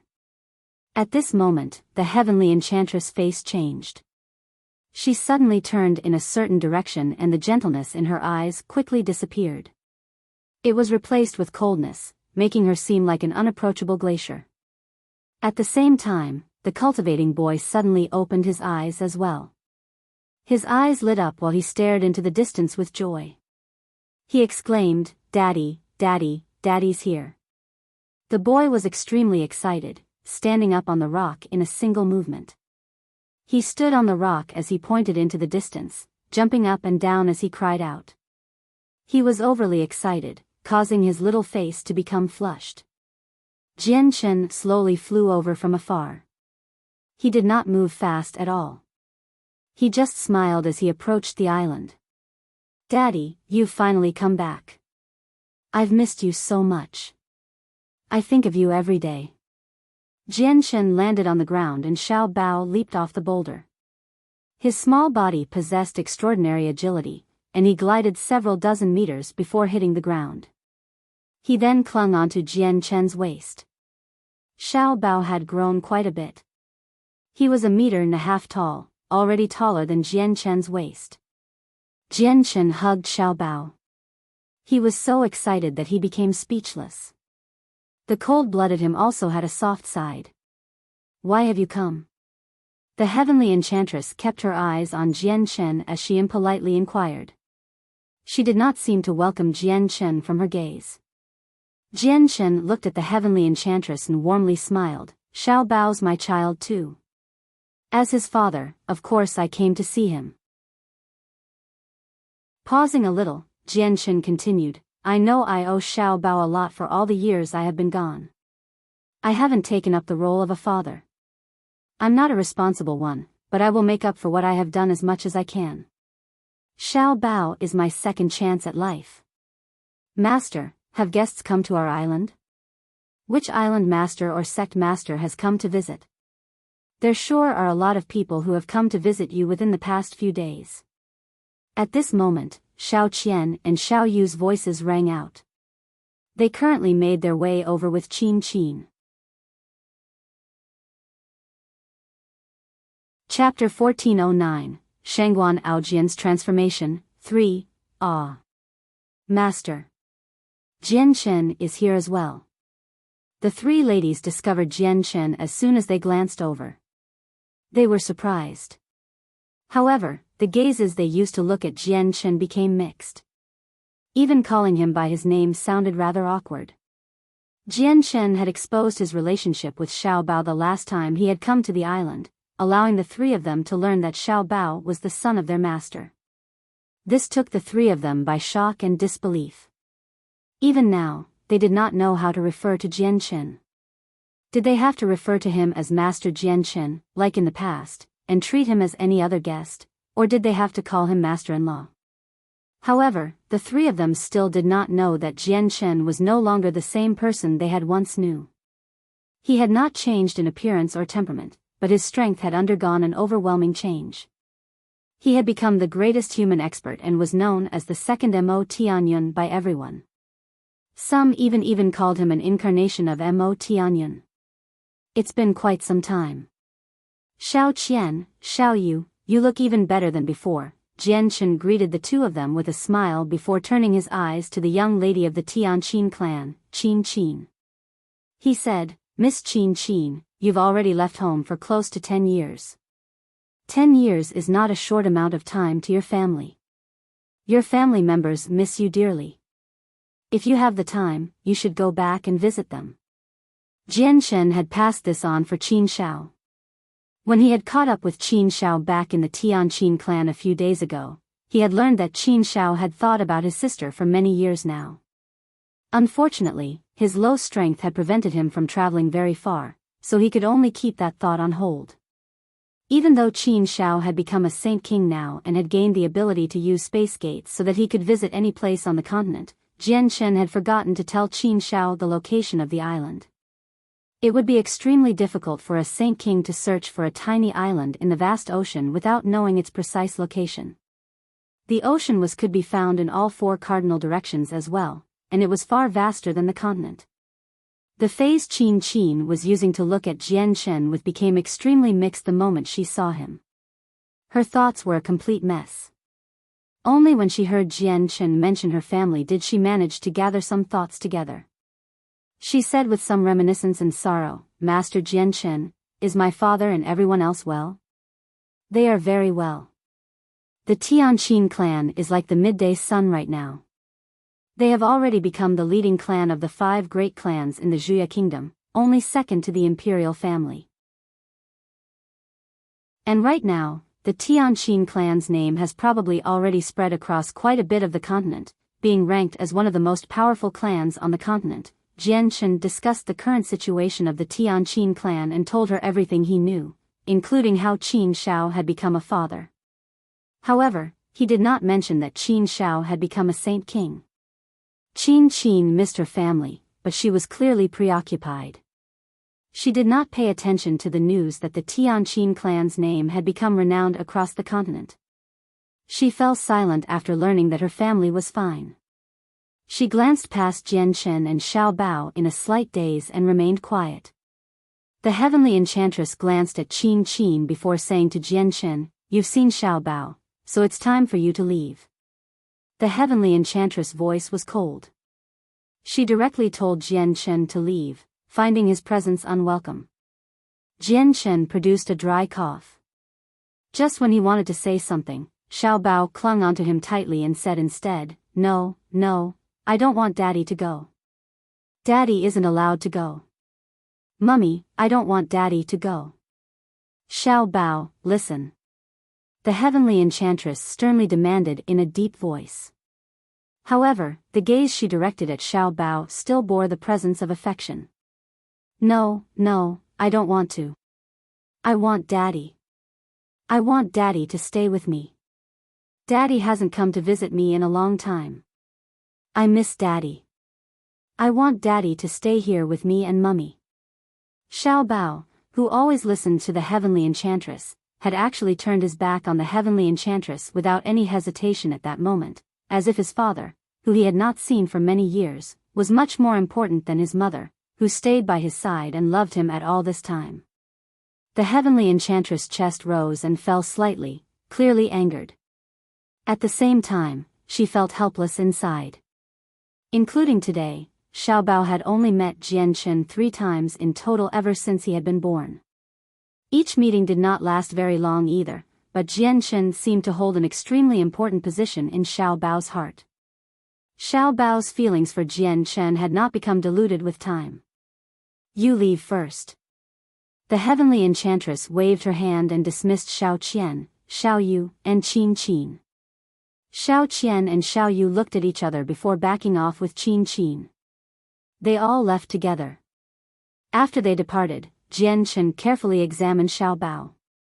He focused on Xiao Bao's strength and discovered that his body was extremely tough even though he had not reached the first layer yet. He had built a solid foundation for cultivating chaotic force. This time, I will spend a few days on 3 Saint Island and specifically guide Xiao Bao with his cultivation. Xiao Bao possesses the innate chaotic body. He cultivates chaotic force and walks a cultivation path different from the norm. You do not understand this path, but it just happens to be the one that I've taken as well, Jian Chen explained. This time, the heavenly enchantress did not say anything. She stared at Xiao Bao before drifting away after quite some hesitation. She vanished off to the other side of the mountain. Oh, yay! Daddy's finally spending time with me. Xiao Bao cheered when he heard that Jian Chen would be staying for some time. After that, Jian Chen casually carved out a cave in the mountain to serve as a place where the two of them could stay. The cave was not very big, but it was very wide. Jian Chen placed a large number of luminous pearls in the dim cave. Every single one of them let out a gentle light, making it seem like daytime in the cave. In the cave, Xiao Bao sat down and began to cultivate under Jian Chen's guidance. The 2 swords on Jian Chen's back shone with a faint glow. The light from the swords vaguely condensed into a young man and woman. They paid close attention to Xiao Bao as he cultivated. Beside Xiao Bao were a lot of peeled skins and other useless waste that came from heavenly resources. Although Xiao Bao possessed the rare innate chaotic body, which possessed endless potential and guaranteed a glorious future, there was a heavy price behind such glory. That price was the tremendous requirement of energy for cultivation, which would greatly exceed any person's imagination. The normal chaotic body was like that, and the innate chaotic body did not make an exception. Because chaotic force was just too powerful, the amount of energy of the world on the Tianyuan continent required to form a single strand of pure chaotic force probably could not even be described as tremendous. As a result, a vast requirement of low-level energy like the energy of the world would be needed to create the chaotic body. The chaotic force cultivated by Xiao Bao's innate chaotic body would not be true chaotic force either. True chaotic force could be divided into yin and yang and could create an entire world. It could also destroy a universe and throw laws into chaos. It was powerful and terrifying. Only this was true chaotic force. According to the sword spirits, no one had ever cultivated it successfully. Even though Xiao Bao possessed the innate chaotic body, the chaotic force cultivated by him would be much weaker than true chaotic force. It would need to be strengthened and transformed step by step.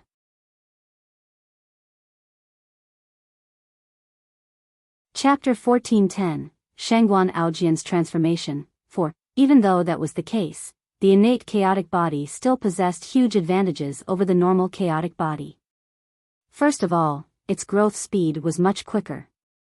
Secondly, the chaotic force used by the innate chaotic body was much purer and more powerful than the normal chaotic body. Thus, the innate chaotic body would dominate the normal chaotic body if they were on the same level. The innate chaotic body reigned supreme when the levels were the same. Lastly and more importantly, the future achievements of the innate chaotic body were incomparable to the normal chaotic body. Cultivators of the normal chaotic body had never reached the ultimate realm of cultivation and probably never would, but that was not necessarily the case for someone with the innate chaotic body. The innate chaotic body was a perfect, natural creation while the other one was sculpted by external forces. The sculpted body was coarse and flawed with a limited future. It would be extremely difficult to reach a supreme realm of cultivation with it. Jian Shen sat before Xiao Bao and remained fixated on him. Xiao Bao was currently devouring heavenly resources to forge his chaotic body. Although he had always devoured the heavenly resources and monster cores that Jian Shen had left for him to forge his body, he had still not reached completion. After all, the energy needed to be refined into chaotic force. Then the chaotic force would fuse into his organs and his flesh and blood, allowing his body to strengthen altogether. After absorbing the chaotic force he had refined, Xiao Bao's body began to shine with a hazy glow. His body seemed to have become enchanted, becoming abnormally powerful and almost immune to weapons. The cultivation steps of the innate chaotic body was somewhat different than Jian Shen's normal chaotic body, but there was one aspect that was completely the same, which was the first step, forging the body. Several hours later, Xiao Bao roused from his cultivation. He beamed with joy. "Daddy, I can feel that I'm almost done forging my body. It's like it's almost full. Keep cultivating. You may possess the innate chaotic body, but you still haven't properly begun cultivating it. Only after forging your body can you cultivate chaotic force, and only when you can use chaotic force in battle have you truly begun the cultivation process. The sword spirits just happen to be here today, so you can ask them if you come across any problems or difficulties," said Jian Shen. Although he loved Xiao Bao dearly as well, he was extremely strict in regard to his cultivation. Jian Shen had understood the importance of strength long ago after having experienced slaughter time and time again on the Tian Yuan continent. It was very difficult to last very long without great strength. It was impossible for him to be around Xiao Bao at all times. They would end up separating sooner or later, and at that time, all the dangers Xiao Bao would face would have to be resolved and dealt with by his own strength. Allowing Xiao Bao to do what he wished right now would be equivalent to cutting off his future, cutting him off from his future glory. Xiao Bao nodded and pulled out around a dozen 1,000-year-old or 10,000-year-old heavenly resources from his space ring. He began cultivating once again after devouring a few of them. In the blink of an eye, Xiao Bao had already been cultivating in the cave for several days. During those days, he had consumed a large amount of heavenly resources and high-class monster cores. Only a small fraction of what Jian Shen had originally given him remained.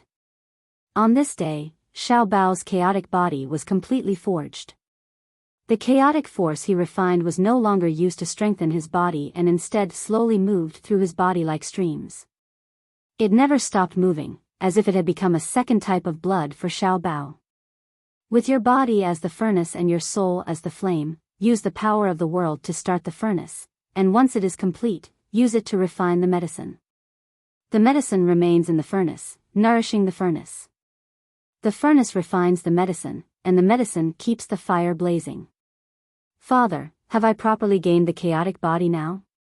As soon as the medicinal effects were absorbed, Xiao Bao opened his eyes and beamed with excitement. Keep going, don't stop. Using the medicine to keep the fire blazing is only an important start.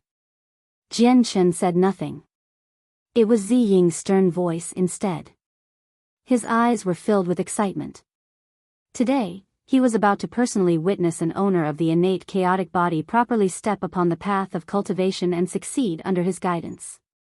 Xiao Bao immediately dismissed his thoughts. This time, he devoured all the heavenly resources in a single breath while holding 2 Class 8 monster cores in his hands. Vast energy leaked out after devouring so many heavenly resources. The energy immediately caused Xiao Bao's body to swell and bulge in size. If it had been any other person, they probably would have exploded long ago and died, but Xiao Bao's chaotic body was already extremely powerful. It was equivalent to Jian Chen's chaotic body at the first layer. With just his body, he could emerge unscathed from the direct attack of a third heavenly layer Saint Ruler.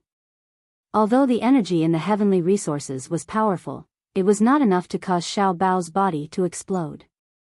Xiao Bao began to refine the energy with all his effort, causing his bulging body to gradually recover its original shape.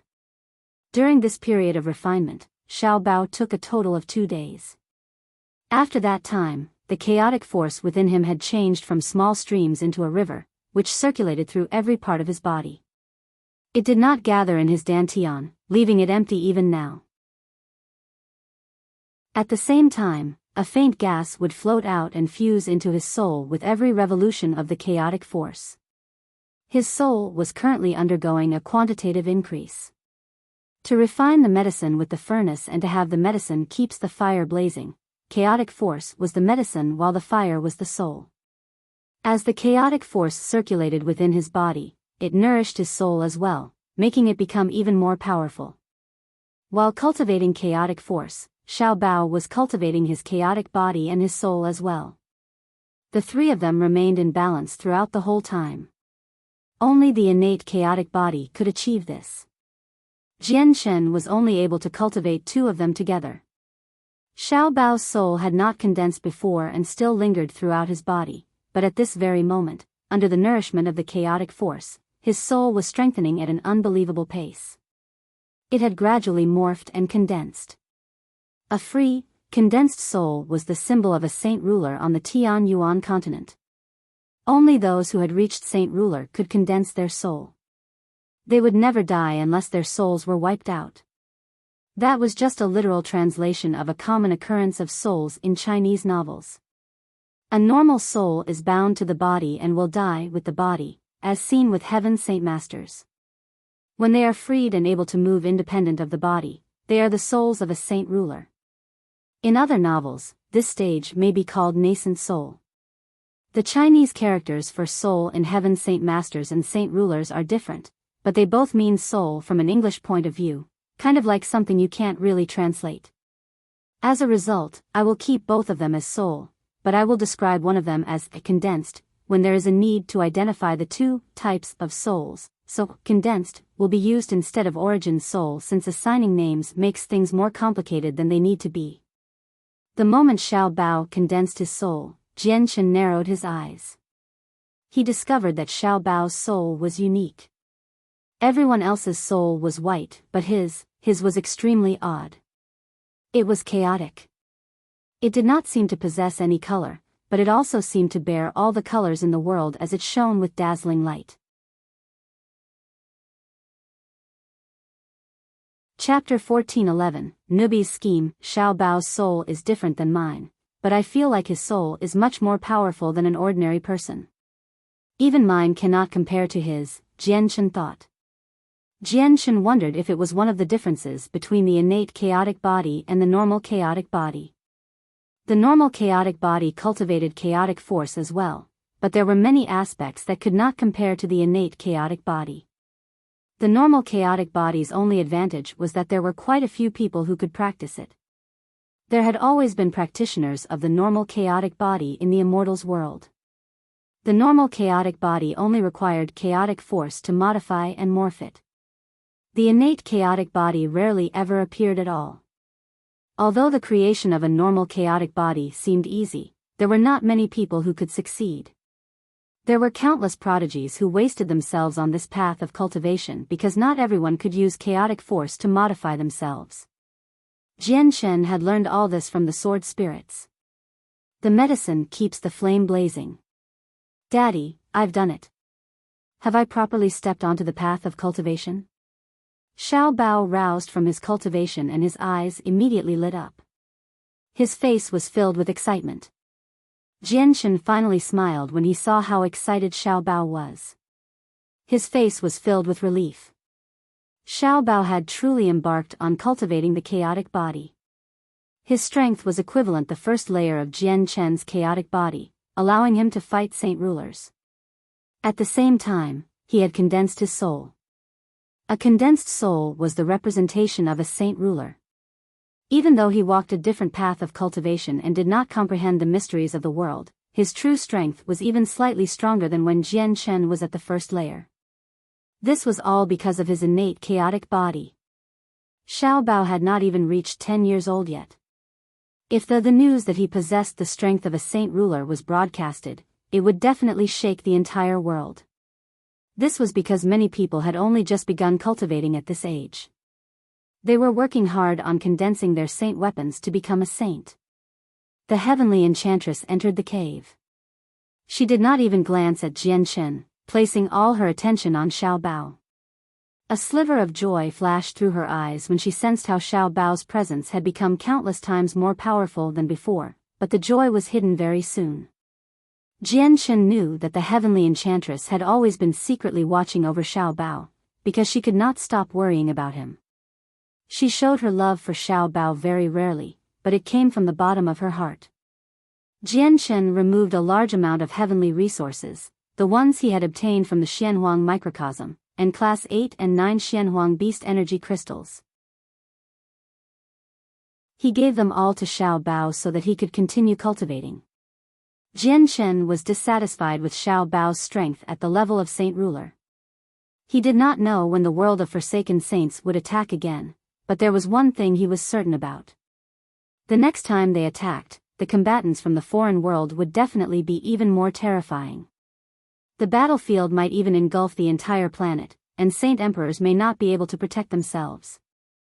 As a result, Jian Chen needed to do everything he could to increase Xiao Bao's strength in the time he had in an effort to make him even stronger. Jian Chen then took out some divine water of the world, a 5th-grade violet cloud peach, and some comprehension tea leaves and gave them to the heavenly enchantress. He then explained their usages to her. The heavenly enchantress walked another path of cultivation. She didn't need to comprehend the mysteries of the world on the Tianyuan continent, but her way of the zither was also a type of law, one of the myriad of ways, so these items would obviously benefit her. The heavenly enchantress hesitated to accept Jian Chen's items. She did not take them immediately. If Jian Chen was giving them to her to keep for Xiao Bao, she would not hesitate to take them. She believed that he was only supposed to give Xiao Bao things. However, it was a whole different matter if he was giving them to her to use. The spatial tunnel was not stable last time the foreign world attacked, so no Origin Realm experts came. Only a clone of their leader, the Spirit King, had come. However, the tunnel will become extremely stable the next time they attack. There will be Origin Realm experts. If you are not powerful enough, how will you protect Xiao Bao? Do you want to see Xiao Bao fall before you without being able to do anything? Jian Chen explained. A struggle unfolded within the heavenly enchantress' eyes when she heard his words, but she silently agreed with him in the end. She accepted Jian Chen's items because she understood the power of the foreign world very well. She understood that the next time they attacked, it would definitely be like a storm and the entire world become the battlefield. Nowhere would be safe, so the only way to survive was to be powerful enough. The Beast God continent was a land no smaller than the Tianyuan continent. 90% of its surface was covered in lush forests while enormous ancient mountain ranges stood in large clusters, almost occupying the entire continent. There was rarely any flat land. The Beast God continent was an extremely suitable habitat for the magical beasts. It was like heaven to them. Not only did the continent have far more mountain ranges than on the Tianyuan continent, but the energy of the world there was denser as well. They would be able to cultivate at greater speeds. The Beast God continent also had cities and tribes that represented the rulers of certain regions. Class 7 magical beasts in human form would shoot through the sky from time to time. Within an ancient mountain range, a young man in golden clothes lay lazily on a 3-meter-long branch. He was in a daze as he stared at the sky in exhaustion. Sigh, the Beast God continent is just far too vast. Even after becoming a saint emperor, it's not easy to find a specific person. I've already been here for several days, yet I haven't heard any news of that old snake. Where the hell is he hiding? The young man murmured. To no surprise, this young man was Nubis, and he had just broken through. Was there only that snake that had been slain by the Grand Elder of Mercenary City on the Beast God continent? Nubis furrowed his brows in thought before shaking his head again. Impossible, the sources of my information are reliable. There should be another, even more powerful snake on the Beast God continent, but I've found nothing regarding him even after several days of searching. Has that old snake been keeping a low profile, meaning he's not well known? Or is it that no one knows where that old snake is? Nubis suddenly slapped his knee after a moment of silence. He immediately sat up and said, since I can't find that old snake, I can only draw him out. Humph, I refuse to believe that I can't find you. Nubis was immediately encased by a dazzling golden light. His presence rapidly weakened as he bathed in the light, dropping from Saint Emperor to Saint King very quickly. It did not just stop there, dropping to even lower levels, before stopping at the level of a 9th heavenly layer Saint Ruler in the end. Afterward, Nubis transformed into a golden, several thousand-meter-long snake that was only the thickness of a tree in a single movement. He took to the sky, and from afar, he seemed like a golden ribbon.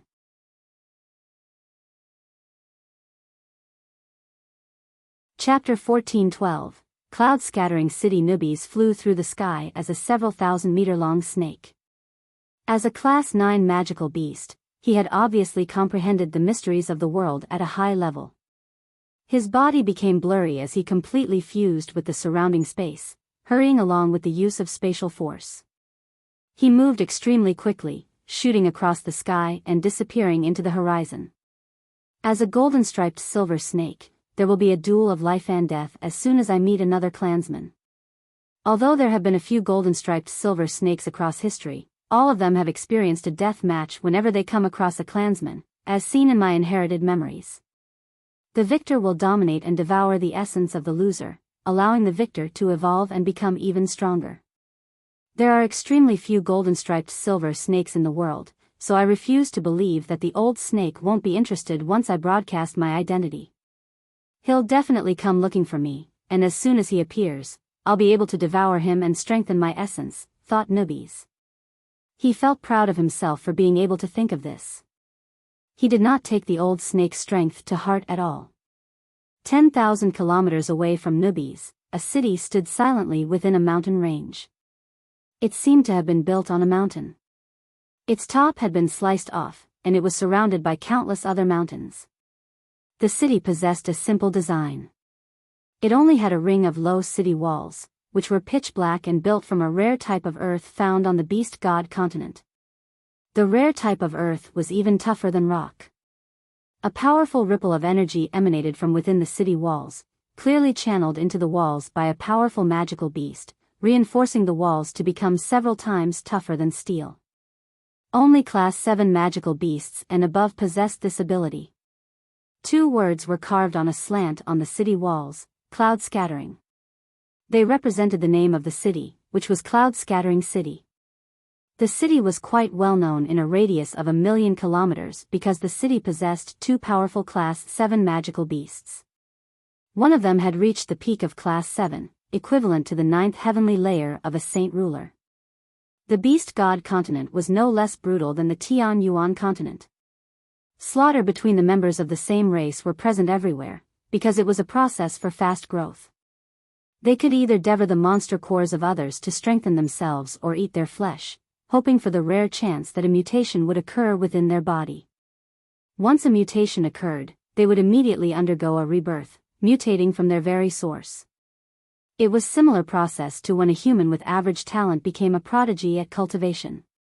And these mutations did not only mean one would undergo a metamorphosis. It meant that their battle prowess could become even greater. This was why it was very difficult to find a safe place on the Beast God continent. If one was not strong enough, one would be hunted down even when cultivating and would die due to the slightest carelessness.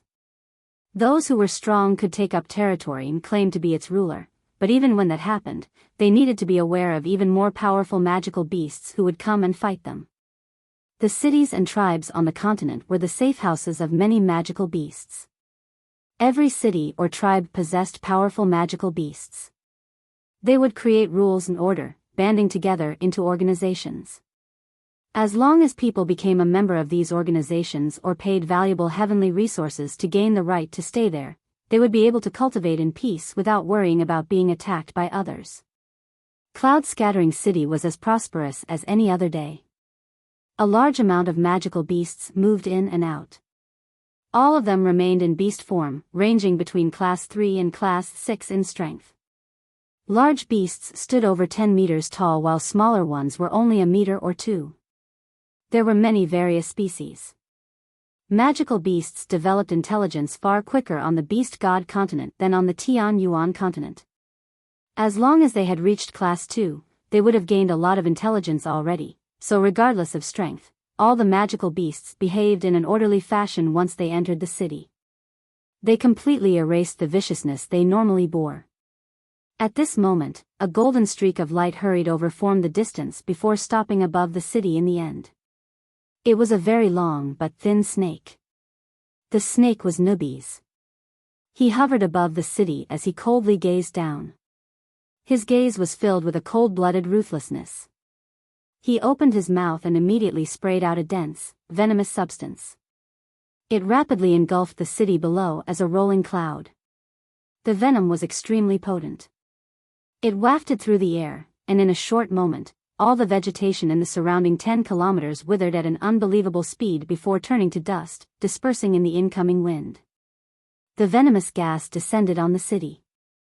Regardless how powerful the magical beasts were, the ones who came in contact with it collapsed on the ground, powerless as black blood oozed from their mouths. They did not even have the power to flee. All the magical beasts in the city became stunned with the sudden occurrence. They all turned their heads to where the gas had wafted over from as disbelief filled their faces. The city was watched over by 2 Class 7 magical beasts, and one of them had even reached the peak, only a single step away from Class 8. The city had become a famed organization in the surrounding region of 1,000,000 kilometers because of the 2 of them. There had never been someone who dared to provoke them throughout history. They had no idea just which ignorant person had come to cause trouble. However, when the magical beasts saw the groups that had collapsed onto the ground, powerless, as the venomous gas drifted over, they immediately fled for their lives. They left as quickly as they could. They did not care about whether the city could stop the invader. They needed to protect their lives first. In a single moment, the orderly city fell into a mess. All the magical beasts fled for their lives. Many of them showed fear when they witnessed how terrifying the gas was. At the same time, 2 tremendous presences radiated from beneath the city. The 2 most powerful experts in the city had emerged. 2 burly old men had silently appeared in the air. They both gave off a powerful presence. The 2 of them were both saint rulers. They were the 2 experts who watched over the city. Chapter 14:13 The Fall of a City. The 2 human-form Class 7 magical beasts of Cloud Scattering City had been cultivating in seclusion deep underground. They immediately roused from their cultivation when they sensed something had happened to the city.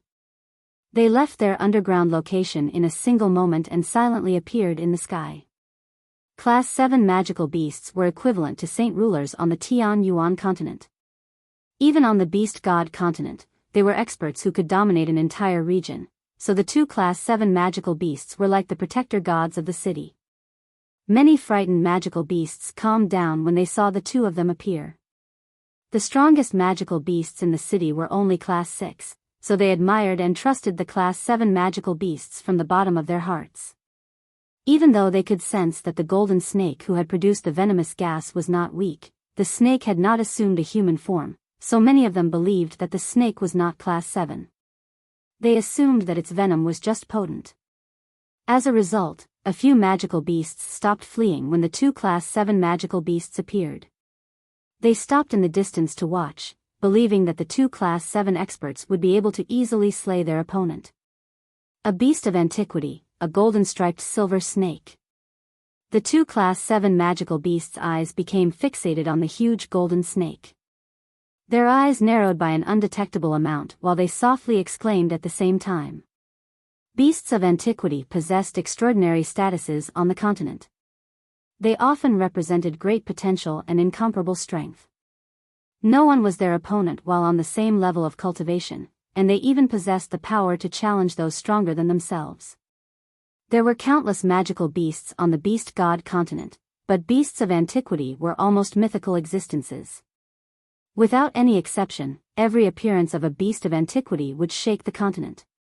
This was because these magical beasts would definitely be able to reach Class 8 if they matured successfully, having even a tiny chance at reaching Class 9.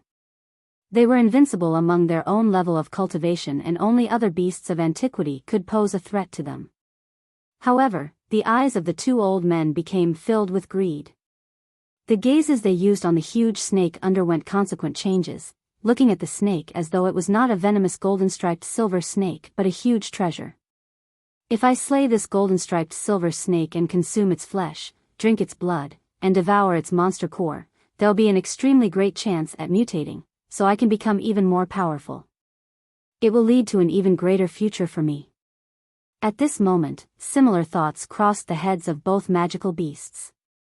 Their breathing became much more rugged as soon as they considered that before them was a good chance at mutating. Without saying much, the two magical beasts struck out together. Their eyes burned with desire, wanting to kill the golden-striped silver snake in the shortest amount of time possible. The two old men silently appeared before the snake, and with a thought, they used spatial force to freeze the space there in a single moment to immobilize the snake. Afterward, their hands turned into claws, which swept across the snake's head in a single flash. They tried to kill the snake in the simplest, most efficient way possible. The snake was obviously Nubis. Nubis did not let out any of his presence and had appeared in his original form, which was why the two Class 7 magical beasts had failed to see his strength that had been suppressed to the 9th heavenly layer. They treated him as a Class 6 magical beast. Nubis sneered at them. With a slight tremor of his long body, the frozen space immediately shattered, unable to stop him at all. Afterward, his long body suddenly moved. He traveled extremely quickly, tightly wrapping around the weaker Class 7 magical beast in a single golden flash before he could react. Afterward, he opened his mouth and bit the other magical beast. With a crack, the magical beast's arm was bitten off by Nubis. The peak Class 7 magical beast produced a grunt of pain. His face immediately paled as he retreated with lightning-like speed while in disbelief. His gaze toward Nubis was filled with shock. The blood where his missing limb rapidly blackened.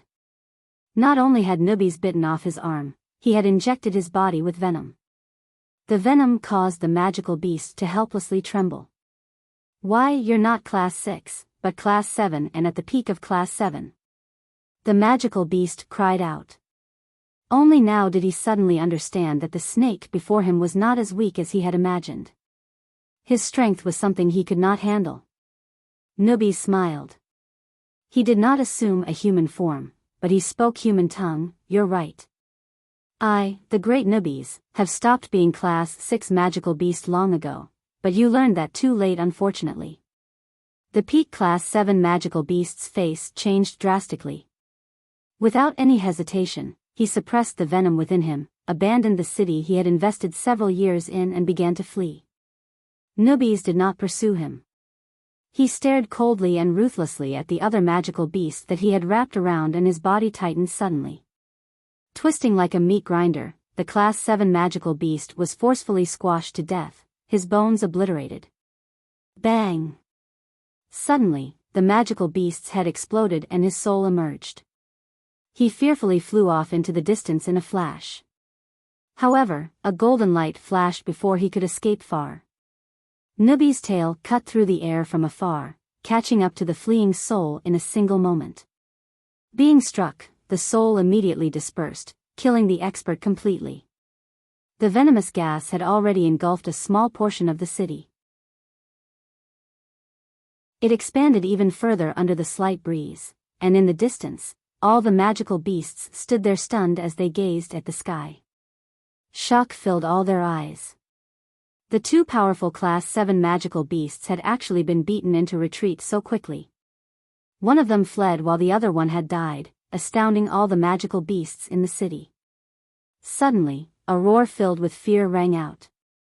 A 3-meter-long, cat-like magical beast covered in scales had cried out and fled into the distance as quickly as it could. All the other magical beasts in the city returned to their senses. All of them fled for their lives, pushing their speed to their limits. A series of heavy footsteps rang out from below. From today on, this city no longer exists. This place will become a part of my vast territory. Remember my name.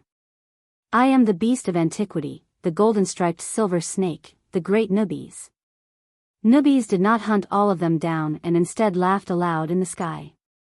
He remained in his snake form and did not turn into a human. A beast of antiquity, it's actually a beast of antiquity.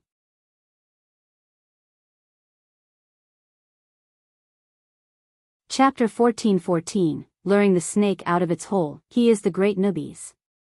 The Great Nubis has destroyed Cloud-Scattering City. This is now his territory. At that moment, all the fleeing magical beasts memorized Nubis' name. In the blink of an eye, the city fell into a dead silence. The entire city was engulfed by the poisonous gas, leaving a large number of magical beasts collapsed on the ground. Nubis looked at the fleeing magical beasts and secretly hesitated. He murmured to himself, "It doesn't seem to be enough. Wiping out a city doesn't seem to be enough to broadcast my great name across the entire continent. Looks like I need to keep going at it." With that, Nubis suddenly opened his mouth and sucked. The gas across the entire city immediately surged violently, having all been sucked back into Nubis' mouth. In just a few seconds, no traces of the gas were left at all. Only the vegetation that had been reduced to dust and a few shriveled trees remained, as if they were silently narrating what had just happened. Nubis left. Soon after he had left the area, a few magical beasts on the ground gently trembled before standing up with great difficulty. Without any exception, they were all Class 6 magical beasts. More and more magical beasts gradually stood up. Although they had all stood up with great difficulty, they were not dead. Nubis had become a saint emperor, so he had mastered control over his own venom. He was able to use it as he pleased. The venom from before seemed potent, turning the vegetation to dust in a single moment and even withering ancient trees, yet the venom did not kill any magical beasts in the city. It had just knocked them unconscious. The magical beasts did not stay in the city after waking up. They glanced at the sky in lingering fear. Although they could not see Nubis anymore, their fear for him had already overwhelmed them. They all left the city one by one. The city became a true ghost town, without any presence of life at all. Very soon, the magical beasts that had fled spread the news of what had happened, throwing the surrounding region of several tens of thousand kilometers in great shock. The news gradually spread further as well. The fall of a city guarded by Class 7 magical beasts was quite a significant matter within the surrounding radius of 1,000,000 kilometers. Nubis' infamy gradually spread as well. Nubis did not pay too much attention to the shock he had caused in Cloud-Scattering City, because he believed that destroying a city guarded by just Class 7 magical beasts would not be enough to shake the continent. It would not be enough to draw out the snake that was hiding in an unknown location, so he turned his eyes to a powerful organization protected by a Class 8 magical beast. There were no longer a lot of Class 8 magical beasts left on the continent. Most of them had died in the battle against the world of Forsaken Saints. Only a small number had survived. The Firefinch tribe was a great organization even with the entire continent in perspective. The Firefinch clan owned a lot of territory. The Firefinch clan was originally a nameless clan on the continent and had only begun to rise in the past millennia. They began to stand out on the continent because of 3 mutated firefinches had appeared together in a single generation. 2 of them had reached Class 8 over 1,000 years ago, immediately making the clan a peak-level organization on the continent. The remaining mutated firefinch had reached the peak of Class 7 and was close to Class 8 as well. More recently, the tribe had been engulfed by heavy sorrow because one of their protectors had fallen in the battle against the foreign world on the Tianyuan continent. They had even failed to retrieve his corpse, which was an extremely heavy hit to the tribe. As the clansmen still dwelled in great grief, a golden ribbon suddenly shot over from far away. It moved extremely quickly, arriving above the tribe in the blink of an eye. Up close, the golden ribbon was a huge snake several thousand meters long, but it was only as thick as a tree. It was Nubis in his beast form. "I've finally found a Class 8 magical beast after so much searching." Nubis exhaled high up in the air. In order to find a Class 8 magical beast, he had crossed countless mountains and forests, traveling a great distance along the way. He had finally found one here after great difficulty. Of course, the several organizations with Class 7 magical beasts he came across along the way all suffered disasters. However, Nubis held back. He only killed Class 7 magical beasts when the organization possessed 2 or more. He would always let one flee and would broadcast his identity as a golden-striped silver snake, as if he worried that the magical beasts that fled did not know what he was. Nubis erased his presence, which prevented the Class 7 magical beasts in the tribe to discover his existence. However, the Class 8 magical beast had discovered Nubis the first moment he had arrived. The space before Nubis gently rippled and a burly, middle-aged man with long, red hair silently appeared. His skin was crimson and even his eyes were red. A beast of antiquity, a golden-striped silver snake. The middle-aged man was the only Class 8 magical beast left in the Firefinch clan. He recognized Nubis with a single glance and a gleam of surprise flashed through his eyes, along with a smear of joy. Nubis glanced over the man with his cold, merciless eyes before turning around and fleeing without any hesitation at all. He flew into the distance extremely quickly, as if he had taken off in desperate flight. The middle-aged man sneered and mumbled, "Beasts of antiquity are extremely rare. There aren't many even across the entire continent, while the one before me just happens to be a golden-striped silver snake. They're a unique species. They have intense hatred for their own clansmen and will never give up fighting unless one of them dies if they ever meet. There's no need to worry about any experts supporting him. This beast of antiquity just happens to be weak. I can kill him with a flip of my hand. Even though I've already reached Class 8, devouring a beast of antiquity still has great benefits, and even if I have no use for the essence that can only be devoured by their other clansmen, I can offer it up to that lord." The middle-aged man immediately pursued the snake. With his strength as a Class 8 magical beast, catching up to Nubis was naturally a piece of cake. The distance between the two of them shrank very soon. Nubis did not panic at all when he saw the middle-aged man grow closer and closer to him. Instead, he sneered and thought, "You can catch up to me, the great Nubis, only because I want to complete my scheme. So what if I have to be pursued by you for a while to draw out that old snake? I can't reveal the strength of the 8th class and scare that old snake. Only with strength of the 7th class will that old snake come kill me without any hesitation at all."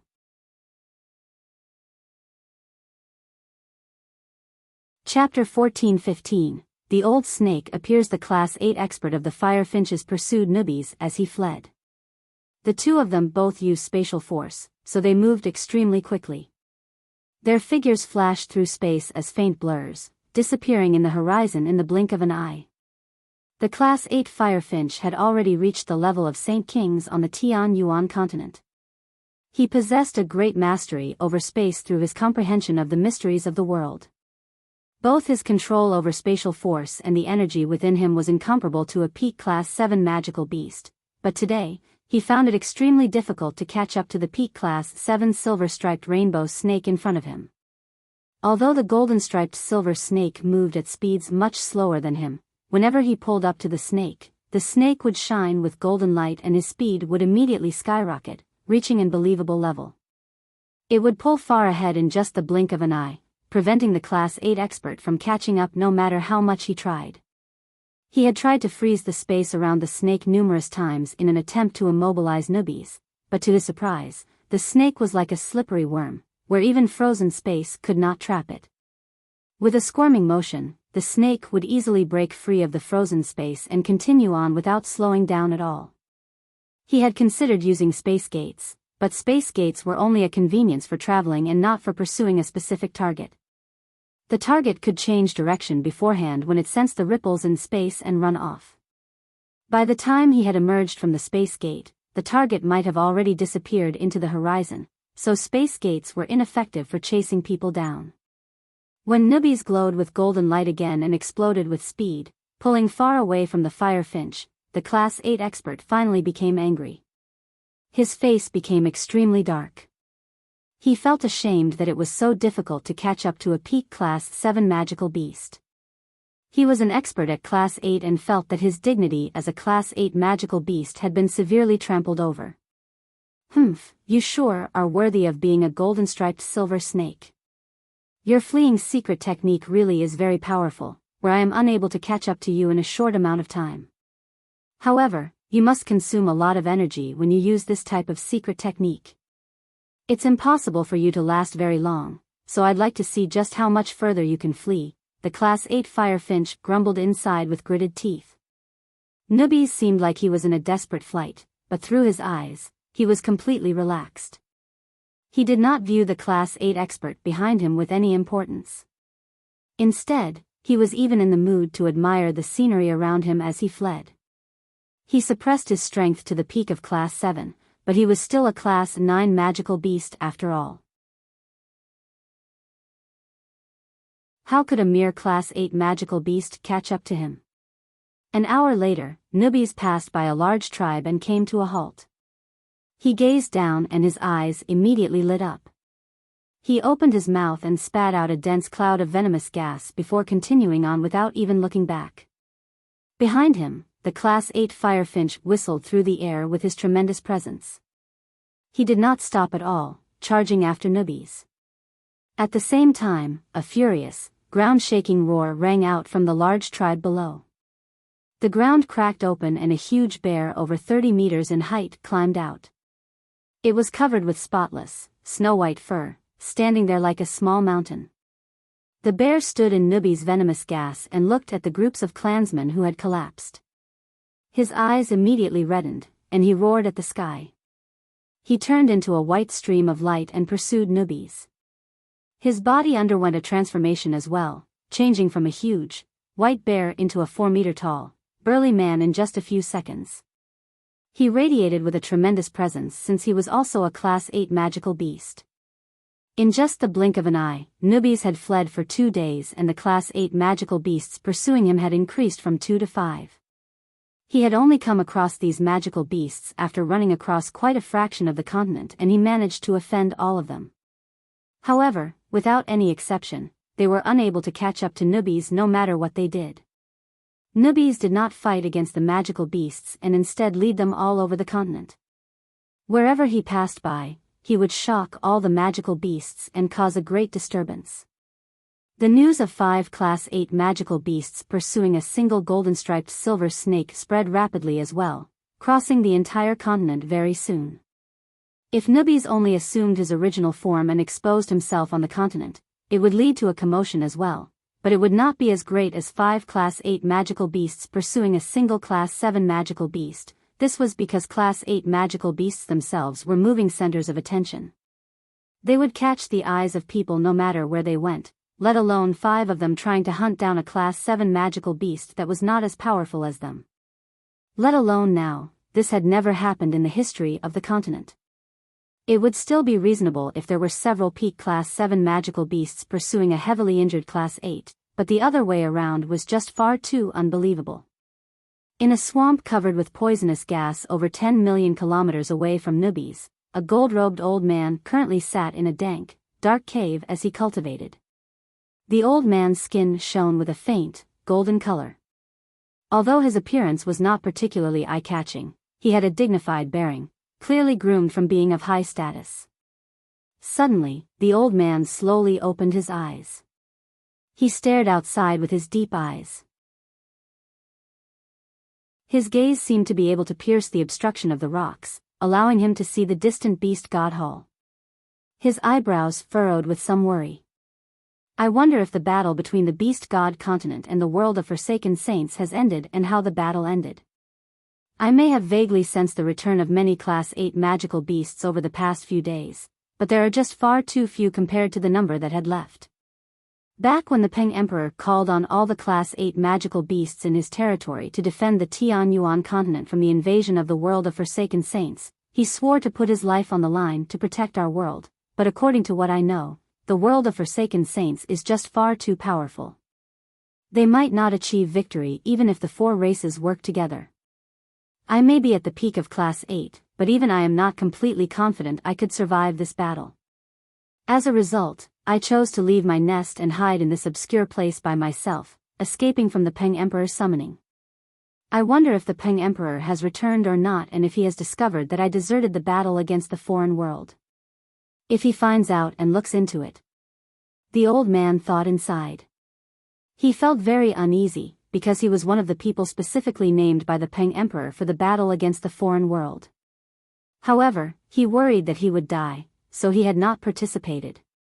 At this moment, a small, skinny old man appeared silently outside the cave like a ghost. He said with a hunched back, "Ancestor, it's rumored that a peak Class 7 golden-striped silver snake has appeared on the Beast God continent and is currently being pursued by 5 Class 8 experts." The old man in the cave immediately flickered with golden light when he heard that. He suddenly stood up and arrived outside the cave excitedly. He stared at the small old man fixedly with a venomous gaze and hurriedly asked, "Are you sure? A peak Class 7 golden-striped silver snake has appeared outside?" "Ancestor, that was what I heard, but I did not confirm the rumor. However, I've already sent people to investigate the truth of this matter and believe that they will report back very soon," the skinny old man politely replied. However, as soon as he finished speaking, his face suddenly changed. He removed an ancient piece of jade from his space ring, and with a flash, a piece of information was delivered through the jade. "Ancestor, the people I've sent have already investigated this rumor completely. The matter is completely true," the skinny old man immediately confirmed. His voice bore a sliver of joy. The golden-robed old man was overjoyed. He chuckled aloud, "Good. Good. Good. Heaven must be on my side. I never thought that a golden-striped silver snake would appear at a time like this and that it would be at the peak of Class 7. I've been stuck at the peak of Class 8 for many years now, only requiring a single step to reach Class 9. If I devour the essence of that little snake, I might end up breaking through to Class 9. At that time, would there still be any need for me to fear the Peng Emperor and hide here?"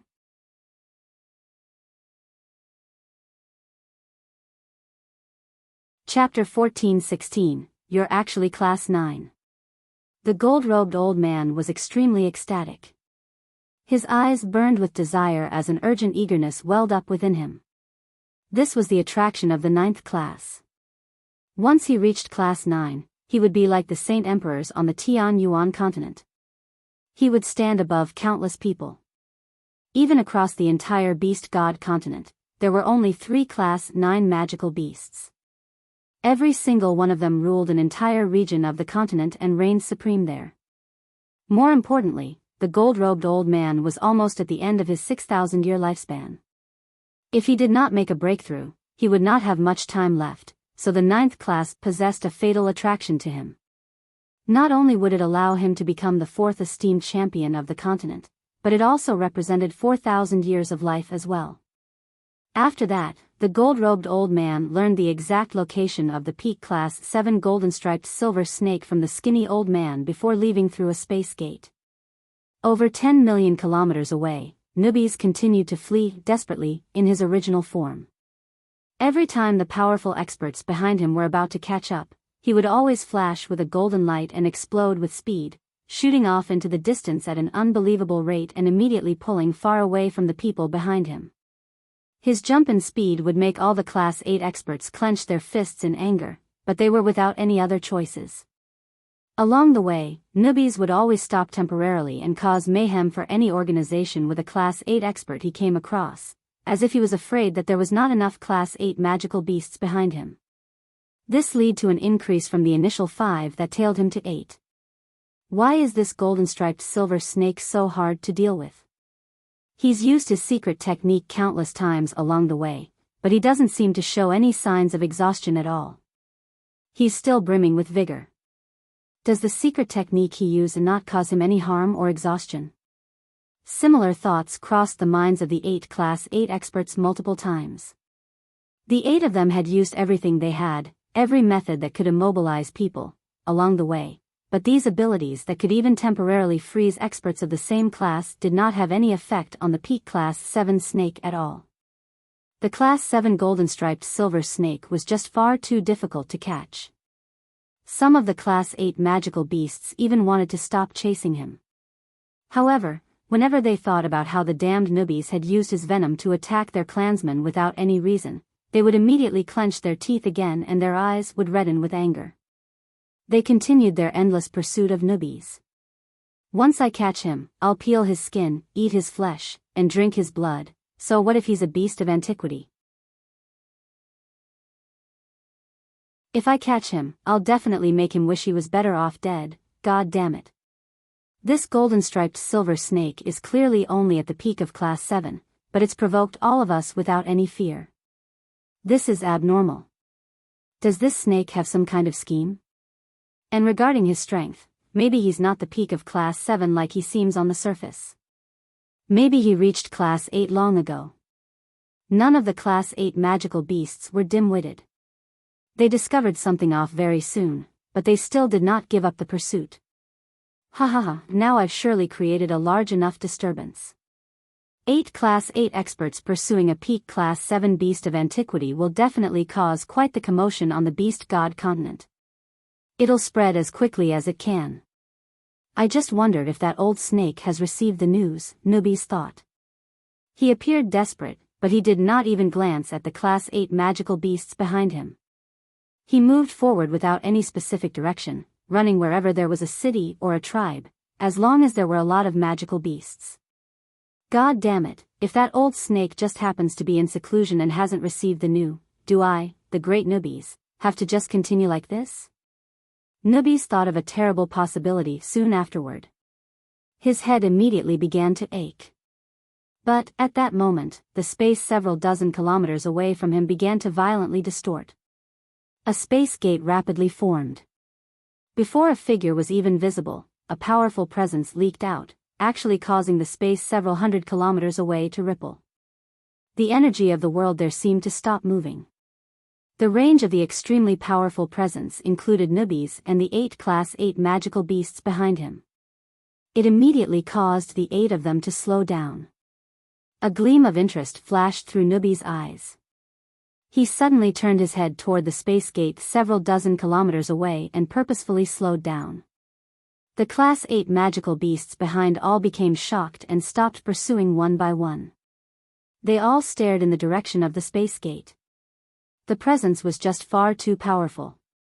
They immediately felt like they were carrying a huge mountain on their back when the presence engulfed them, causing their bodies to grow heavier. Even the space around them seemed to be pressured by the presence, causing it to feel like mud and making movements extraordinarily difficult. The peak of Class 8. This is an expert at the peak of Class 8. A 4-meter-tall man cried out. He became very stern. He was the huge white bear that newbies had provoked. As soon as he finished speaking, an old man in gold robes and golden hair slowly stepped out of the space gate. In his cold, ruthless gaze, there was a condescending presence, as if he was a lord that stood in heaven and reigned above life. However, the old man truly did possess that status on the beast god continent. He was a beast of antiquity and had reached the great perfection of Saint King. Aside from the 3 Class 9 experts, there was no one who could defeat him. The moment newbies saw the old man, he immediately became overjoyed. His eyes burned with desire, as if the old man was not a peak Class 8 expert but a glistening treasure. At the same time, the old man caught sight of newbies several dozen kilometers away. His eyes became filled with the same light that was filling newbies' eyes, also becoming overjoyed with a burning desire. The old man took a single step, and with the slight rippling of space around him, he immediately vanished. When he reappeared, he was already several dozen kilometers away, right in Nubi's way. He looked at Nubis greedily as he said in excitement, "He's right, he's right. It really is a peak Class 7 golden-striped silver snake. Thank the heavens for siding with me." The 8 Class 8 magical beasts stopped quite far away. They looked at the gold-robed old man in fear and respect. Even though they were filled with hatred for Nubis and were tempted to immediately kill Nubis off since he had stopped running away, they dared not to step forward. The golden-striped silver snake that was several thousand meters long had vanished from the sky, replaced by Nubis in human form. He had returned to being a handsome young man with golden robes and hair. He stared at the old man as his eyes burned with desire. His lips curled into an odd malevolent smile. "Old bastard, I, the great Nubis, have finally lured you out. I never thought that your strength would be so great, having already reached the peak of Class 8 and only a step away from Class 9, Nubis sneered. With that, the 8 Class 8 experts in the distance all showed different expressions. They stared at Nubis in surprise. None of them had considered that Nubis had provoked them to create a disturbance and lure out this peak Class 8 expert. The gold-robed old man sneered, "Little guy, you've made a miscalculation. You may have hidden your strength, posing as Class 7 despite being Class 8, but I've reached Class 8 long ago and now stand at the peak of the 8th class. Before me, you don't even have the ability to flee." Nubis laughed aloud and stared at the old man as if he was looking at a joke. He said, "Old bastard, who said that I, the great Nubis, need to flee? You're the one who should be running." A presence great enough to make the surroundings tremble radiated from Nubis as soon as he finished speaking. The presence was just far, far greater than the golden-robed old man. As soon as the presence had appeared, the region of earth below them was pressed down and cracked. Under his presence, all the vegetation and trees in the surroundings were crushed to dust. The 8 Class 8 experts revealed a much worse expression at that moment. Their gazes became filled with shock as they all paled. They all stared at Nubis, trembling, having become absolutely terrifying. "Class 9, he's actually Class 9. We've actually been hunting down a Class 9 expert this entire time," the 8 Class 8 experts lamented inside. Their hearts quivered and they seemed to feel their blood flow in the opposite direction. They had even made up their minds about death. The old man had lost his calmness and composure from before as well. He stared at Nubis in disbelief as he cried out, "You're actually Class 9.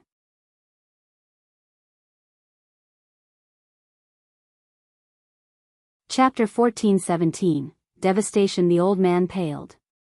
Not even a shred of blood was left on his face.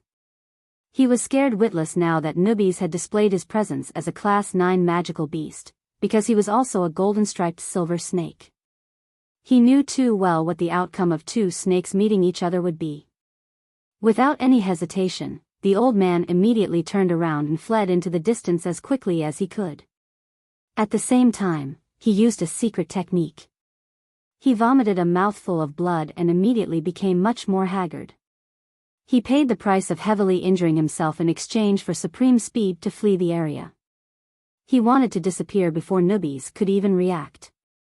He did not use a space gate because creating one would take some time. He would be looking to die if he tried using a space gate to flee from a Class 9 magical beast.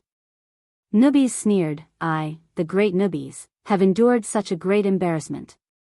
I endured the pursuit of these Class 8 magical beasts across half of the continent only to draw you out of your nest after quite some difficulty.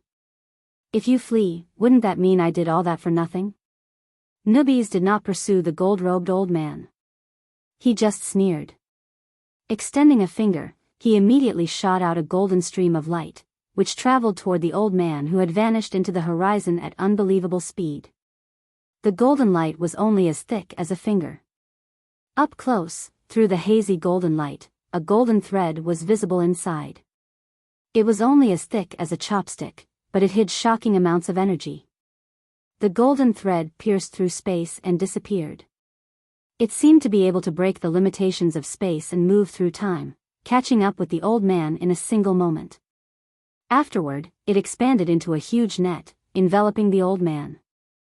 The old man's face changed. He roared at the sky and immediately began to shine with a golden light. There was a faint layer of blood red within it. A terrifying pulse of energy shook the surroundings, causing the space around him to tremble violently, almost shattering. He threw a punch at the sky, shattering the space while a terrifying amount of energy condensed into a huge punch, striking the huge golden net. He wanted to smash through the net. The old man paled even more after the punch. He knew extremely well what the outcome waiting for him was as soon as he was caught by newbies, so not only did he explode with all his strength as a saint king at great perfection, he had even used a supreme secret technique by burning his own essence blood. The punch he had just thrown was at the cost of his essence blood as well. The old man did not care about what the punch did. He continued to burn his essence blood, enduring the consequence of heavy injuries to wildly flee. He knew that it was impossible for him to be faster than a saint emperor with his strength at great perfection. Only by burning his blood to move at speeds beyond what his strength offered did he have a tiny chance of surviving. The golden punch shattered space, causing all the space it moved through to crack. It struck the falling net with a devastating presence. The collision of the net and punch did not result in any great boom. However, the net ended up bulging because of the punch. The old man's shocking attack at the cost of his essence blood had failed to disperse the net. You dare to resist the great newbies, even as a mere Class 8 magical beast? Newbies sneered from afar. A golden thread on his finger was connected to the net, and with a single thought, the net immediately began to shrink, enveloping the fist and quickly wearing away the energy within it. At the same time, another golden thread separated from the net. With the net as its origins, it stabbed into empty space and disappeared. It moved through the void, completely ignoring the distance between it and the old man and catching up to him in a single moment. The old man clearly sensed the golden thread pursuing him as well. His face immediately changed, becoming horrendous. However, the golden thread shot over like an arrow and did not give the old man any time to react. It stabbed into his back with a faint golden glow, piercing him and passing through his chest. Afterward, it immediately began to wrap around him again and again, tying him up like a badly wrapped present. At this moment, the thin golden thread had already extended several dozen kilometers away. It had crossed an entire region of space, reaching from the eastern horizon into the western. If someone stood at its center, it would have been impossible for them to see what the two ends were connected to. In such a short moment of time, the gold man had managed to flee several dozen kilometers. While the golden thread did not actually pass through the void of space, it moved just far too quickly. Nubis tugged his finger and the tightly wrapped old man was immediately pulled over to him from the horizon. Nubis could not help but laugh aloud as he stared at the ashen old man. Old bastard, can you still be arrogant now? To think that you wanted to devour the great Nubis' essence and reach Class 9. Why, you're a golden-striped silver snake who has just reached Class 9. Experts who have just reached Class 9 be much more powerful than me, but I am not completely helpless against them either. I'll be able to fend off a few attacks at the very least. Have you reached Class 9 recently? Impossible. I've never heard of another Class 9 expert aside from the 3 on the Beast God continent. Nubis chuckled aloud. I may have just reached Class 9, but who would have ever thought that I had a great brother? With my brother's help, I'm no longer any ordinary Class 9 magical beast, even if I've just reached it. How can you be my opponent with your mere peak Class 8 strength?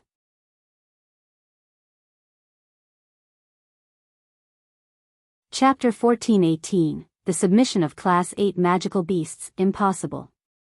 This is impossible. Once you reach Class 8, each heavenly layer is extremely difficult to attain, and at Class 9, it's even more difficult.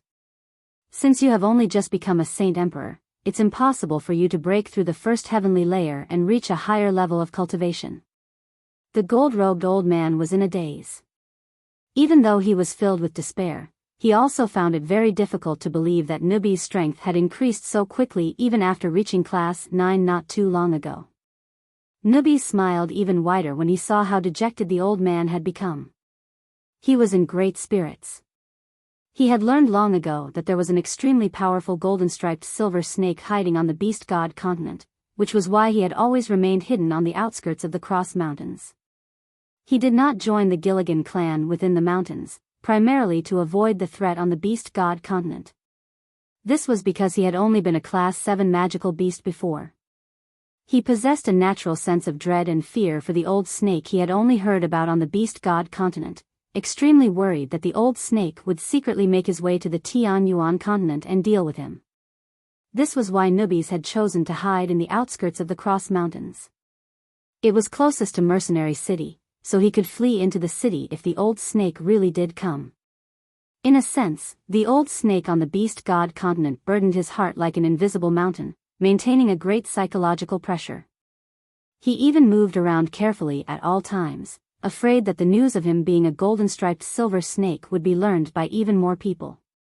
Afterward, the old snake on the beast god continent snuck his way onto the Tianyuan continent when the beast god continent attacked and was slain by the Grand Elder of Mercenary City, who he obtained the corpse from.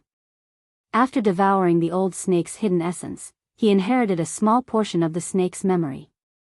He had learned that there was actually an even more powerful old snake on the beast god continent, and the snake that had been killed by Tianjian had always been controlled by the stronger, older snake. Nubis' heart sank once he had learned this. He feared the more powerful snake even more. He had also decided that the beast god continent was a region he would never set foot on in his life. Yet now, as he gazed at the snake that had once made him fear and burdened him mentally, who was laying powerlessly in his hands, he was immediately overwhelmed by an indescribable sense of delight. He was tempted to roar out in joy in that moment. It's a pity that the medicine that I had spent great efforts in nurturing died on the Tianyuan continent, or I would have become a saint emperor, the gold-robed old man murmured as regret filled his face. At this moment, the 8 Class 8 magical beasts who had pursued Nubis before all erased their presences and began to silently back off. They wanted to escape. The 8 of them were all utterly terrified, where not even a shred of blood remained on their faces. They trembled gently all over as their hearts became filled with an intense fear. Some of them had even become filled with regret. They all cursed how Nubis was a powerful Class 9 expert, yet he had disguised himself as a Class 7 magical beast just to fool them, leading the 8 of them to recklessly chase a Class 9 magical beast across half the continent. If they had known that Nubis was a Class 9 magical beast, they would not have chased him even if they were 100 times braver. Nubis narrowed his eyes and his lips curled into a sneer. He slowly turned his head to the 8 magical beasts trying to flee and said, "Little brats, you've chased the great Nubis for so long. Why do you plan on running off silently now?" The 8 magical beasts immediately froze when they heard Nubis. All their hearts skipped a beat and they all revealed extremely ugly faces, along with some despair.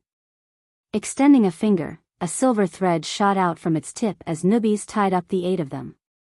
He chuckled aloud, "You brats, I'll get to you after I deal with this old snake." Afterward, Nubis killed the gold-robed old man mercilessly and used a secret technique to devour his essence. This was the 3rd time Nubis had devoured the essence of another golden-striped silver snake. The one he had devoured previously possessed the strength of a 4th heavenly layer saint king. He had only been a saint ruler when he had devoured it, and the disparity in strength had just been far too great. This was why Nubis expended an extremely lengthy period to devour all the essence, but also why his strength had increased by leaps and bounds. Now that Nubis was a saint emperor, devouring the essence of the old snake who was only at the great perfection of saint king would not increase his power, but it would strengthen his own essence by quite a bit, bringing him great benefits. Nubis flickered with a faint, golden light all over after draining the old snake's essence. His strength remained the same as before, but his presence had vaguely strengthened. Afterward, Nubis looked at the 8 Class 8 magical beasts and snickered, "It's your turn now. You've chased the great Nubis for so long, so how should I deal with all of you?" The hearts of the 8 magical beasts tightened. Some of them immediately dropped their knees and bowed their heads. An odd smile appeared across Nubi's face as he looked around at the 8 magical beasts trapped in his silver thread. After a moment of thought, he said, "Whatever. You may have chased me halfway across the continent, but if that did not happen, it would have been impossible to draw out this old snake. Your lives may be spared, but there will still be punishment. From today on, I, the great Nubis, am your lord. Do you have any disagreements?" Spared with their lives intact, the 8 magical beasts beamed with joy. They all hurriedly exclaimed, "We thank the great Nubis for sparing our lives. From today on, we are willing to obey the great Nubis' commands." They were extremely ecstatic. The punishment Nubis had mentioned did not seem like punishment at all in their eyes. Instead, it was a blessing that many large tribes dreamed of. The brutality of the Beast God continent surpassed the Tian Yuan continent. Conflict would often occur between organizations with Class 8 magical beasts, and the fall of clans was a common sight. Although they were protected by the 3 great experts of the continent, they never interfered with the conflict of others, because there were countless organizations of all different shapes and sizes in the territory they controlled. Even the destruction of a large organization would not garner too much attention. However, Nubis was different. From their understanding, Nubis had just reached Class 9, yet he possessed strength greater than regular Class 9 magical beasts. He just happened to not be in control of any organizations, so if the 8 of them yielded, they would become his first wave of power. They would naturally be particularly favored, allowing them to possess extraordinary statuses. Nubis smiled in satisfaction. He waved his hand and said, "You can go. As for the clansmen back in your tribes, their lives have not been threatened. I've only knocked them out, so they should have awakened by now. Oh yeah, once you go back, don't forget to raise a statue of me, the great Nubis, in your tribes. The statue has to be made out of pure gold. Only that is suitable for my great status." The 8 magical beasts all furiously nodded. They all raised their heads to look at Nubis carefully, burning his appearance into their minds. After the 8 of them had left, Nubis rolled up one of his wide sleeves. It immediately revealed his golden arm, and on his arm, a vague golden layer of light rotated on its surface. A special patterning covered his entire arm. In detail, the special pattern was actually similar to scales, but they were not very similar to snake scales. They had not consolidated right now, so they were very blurry, as if they had not grown properly yet.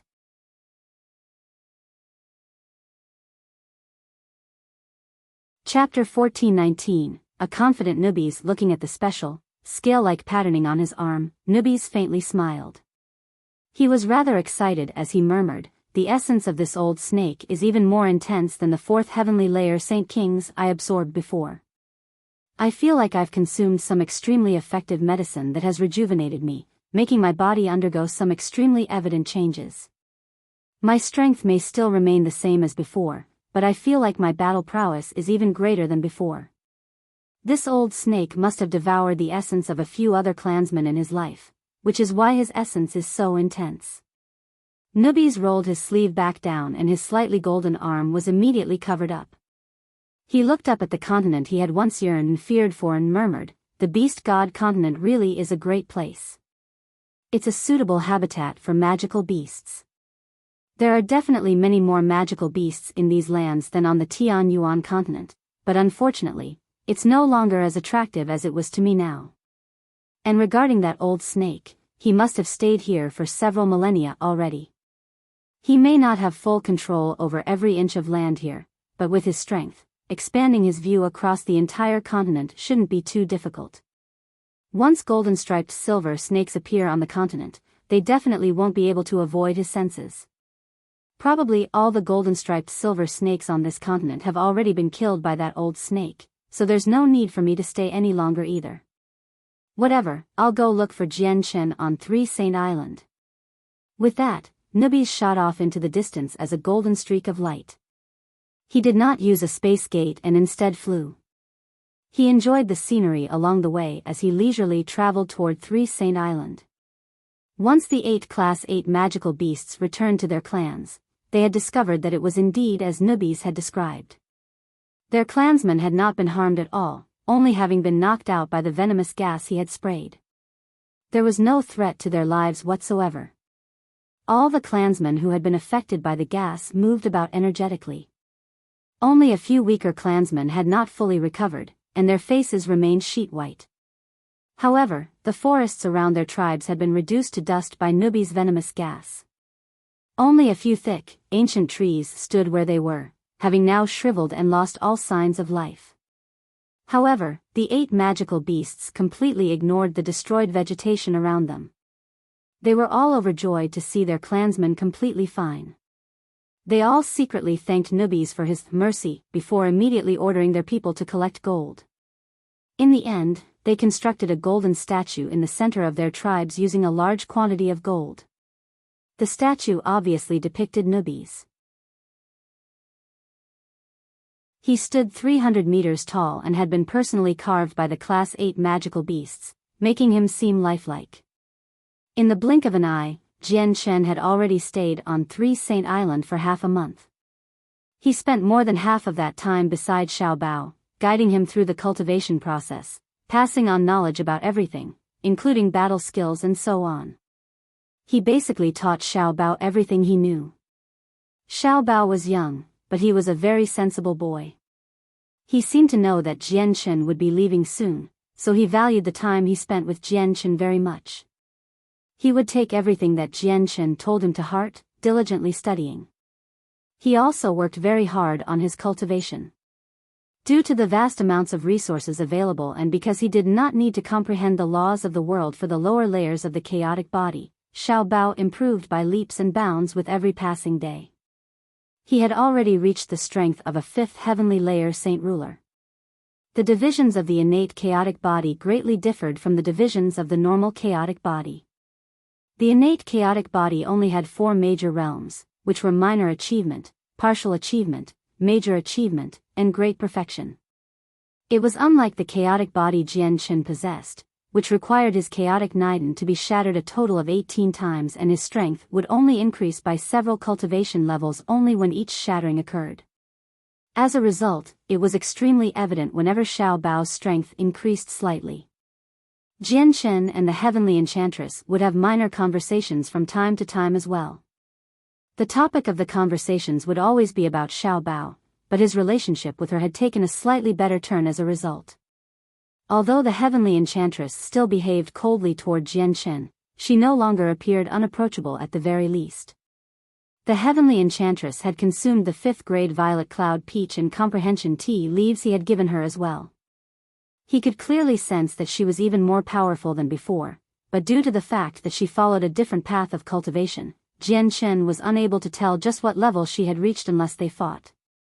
Other than that, Xiao Qian, Xiao Yu, and Qin Qin were familiar to Jian Chen as well, so they obviously received his assistance too. He gifted 5th grade Violet Cloud Peaches and Comprehension Tea leaves to them, allowing their strength to greatly increase. Their increases of strength did not cause any 7-colored rainbow clouds, but the 3 of them, including Qin Qin, had all become Saint Kings. They also gained the ability to rip open space gates. Normally, it would have been impossible for Qin Qin to become a Saint King, but she had absorbed slightly more energy from the immortal peaches than Xiao Qian and Xiao Yu, which was why she had reached Saint King in the end. Soon after breaking through, Qin Qin bid farewell to Jian Chen and the Heavenly Enchantress. She had been thinking about her family and home, so she left the island. Xiao Qian and Xiao Yu used the excuse of visiting their junior's home to leave with her. In the end, only Jian Chen, the Heavenly Enchantress, and Shangguan Aojian were left on the mountain. The mountain immediately became even more desolate even though many people did not reside on it in the first place. The sun shone brightly and the seas were calm on this particular day. A golden streak of light shot over from the distant horizon, heading directly for 3 Saint Island at an unbelievable speed. As a magical beast, I, the great Nubis, naturally have a weaker soul than humans. Even as a beast of antiquity, there's no changing that fact, which is why I was utterly helpless against that demoness soul attacks, but my strength now is incomparable to the past. I am no longer that puny Class 7 magical beast. I'll definitely trample all over this demoness and pay her back for what happened in the past. Nubis flew through the sky as he evilly smiled. Back when I was only Class 7, that demoness was only a saint ruler as well. Now that I've reached Class 9, equivalent to the saint emperors on the Tianyuan continent, it's impossible for that demoness to increase her strength as quickly as me. She might even still be at the same level as before. Her zither music won't be able to pose any threat to me at all. I wonder what her face will look like when she witnesses my strength. She'll definitely be very shocked. Ha ha ha. Thinking up to there, Nubis could not help but laugh aloud. In his life, there had only been two people he had felt fear for. The first one was the old snake from the beast god continent, while the other was obviously the heavenly enchantress. Back when he had visited the island for the first time with Jian Chen, he had been scared away by the heavenly enchantress, not daring to set foot on the island again because the heavenly enchantress zither was just too terrifying. It made him feel like his body and soul had almost been taken by the music, leading to him forming an intense fear for the heavenly enchantress. But now, with his increase in strength, this fear had vanished.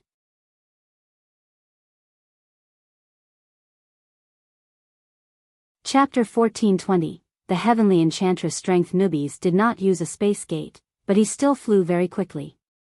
He fused with the surrounding space as he tore through the air while radiating a dazzling, golden light.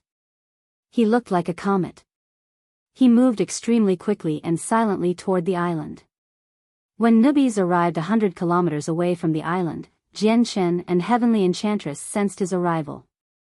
Both of them gazed into the distance. The Heavenly Enchantress' gaze was cold. She maintained a neutral expression with only some surprise flickering through her eyes. Jian Chen faintly smiled instead. He glanced at Xiao Bao, who was cultivating in front of him, before standing up and making his way out. With Nubis' speed, he crossed 100 kilometers in a single moment. He appeared as a golden streak of light on the horizon very soon, approaching the island at an unbelievable speed. He soon descended to the island. At this moment, Jian Chen took a step and traversed several hundred meters, appearing before Nubis. He examined him closely and said, "Your presence is quite stronger than before. You must have benefited quite a lot from your trip to the beast god continent." Nubis sniggered and proudly said, "Of course. When I, the great Nubis, personally set out, there's nothing that's impossible. This trip to the beast god continent has been extremely significant to me. I feel that my bloodline has become even purer after devouring that old snake's essence. Although there's no obvious mutation yet, I'm one step closer to the next mutation." As soon as he finished speaking, Nubis seemed to realize something. He immediately looked at Jian Chen with a strange gaze and asked, "Jian Chen, what's so important about Three Saint Island to cause you to stay so long on this tiny island? Has that demoness really caught your eye?" "Oh yeah, where is that demoness?" Nubis looked around and failed to find any traces of the heavenly enchantress. However, he jerked soon after and became filled with shock. He exclaimed, "What have I discovered? A kid who's not even 10 actually has the strength of a saint ruler. Is this real?" Before he could finish speaking, Nubis quickly flew toward the cave where Shangguan Aojian was cultivating as a blur. Although Shangguan Aojian's cave was several kilometers away, hidden by a winding path up the mountain, Nubis was still a saint emperor. There was nothing on the entire island that could be kept hidden from him. Unless someone was far more powerful than him, he would be able to sense them. Jian Chen wanted to stop Nubis when he set off to where Shangguan Aojian was, but Jian Chen hesitated. He thought about how Shangguan Aojian's identity could not remain hidden forever.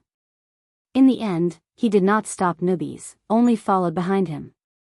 Nubis moved very quickly, arriving outside Shangguan Aojian's cave in the blink of an eye. Just when he wanted to enter, a purple figure blocked him in a flash, moving far faster than he did before. The heavenly enchantress in her purple dress and with her zither had suddenly appeared at the entrance of the cave, blocking Nubis' way. "Leave here immediately." The heavenly enchantress coldly ordered Nubis away with her back facing him.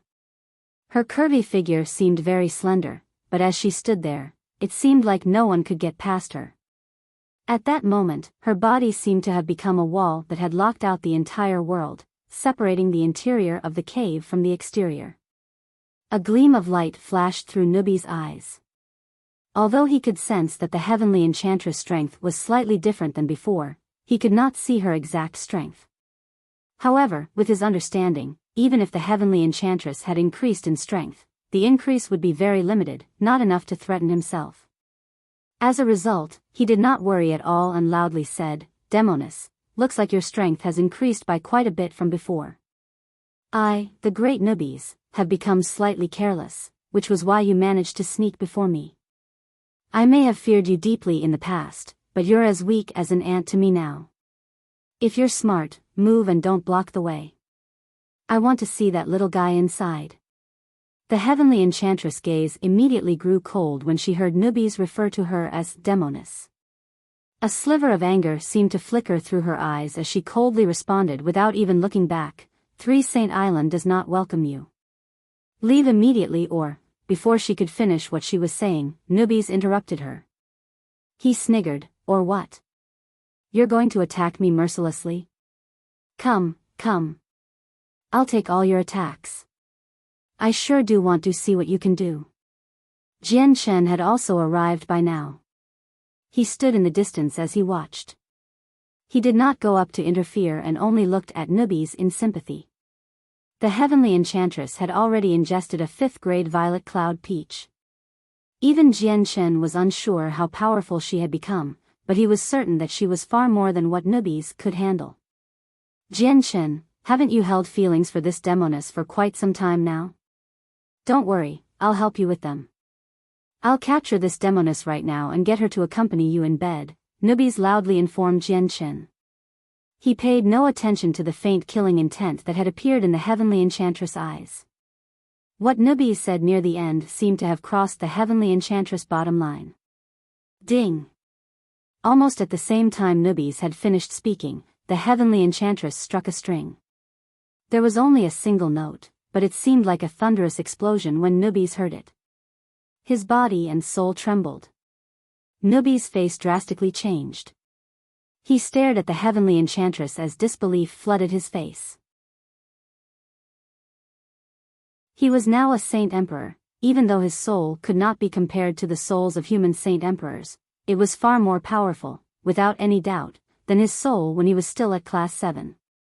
Yet right now, he had discovered that he still found it very difficult to resist the soul attacks of the heavenly enchantress even with his strengthened soul. Once I get you, I'd like to see how you play the zither.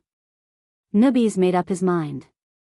Extending a finger, a strand of golden thread shot out with lightning-like speed, weaving into a net that loomed over the heavenly enchantress.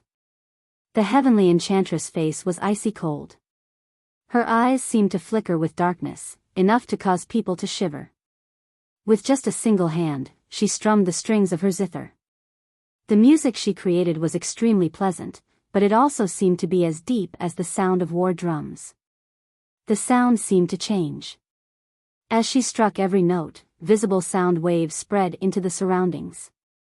As soon as Nubis' net came into contact with the sound waves, it met a great resistance, unable to move any further after spreading out. It was even pushed back by the sound waves. Nubis was thrown into absolute shock by that. The current situation was nowhere near the outcome he had expected. He had never thought that he would be at a disadvantage against the heavenly enchantress. However, before Nubis could react, the heavenly enchantress' playing posture changed. She played 7 strings simultaneously, immediately producing 7 pleasant but deep sounds. A sound wave formed with every string, kicking up ripples in the surrounding space. When Nubis heard the 7 notes, he violently jerked and immediately paled. The 7 notes seemed to explode in his head like thunder. When the 4th note exploded, he could not help but stagger back uncontrollably. The 5th note made Nubis grunt.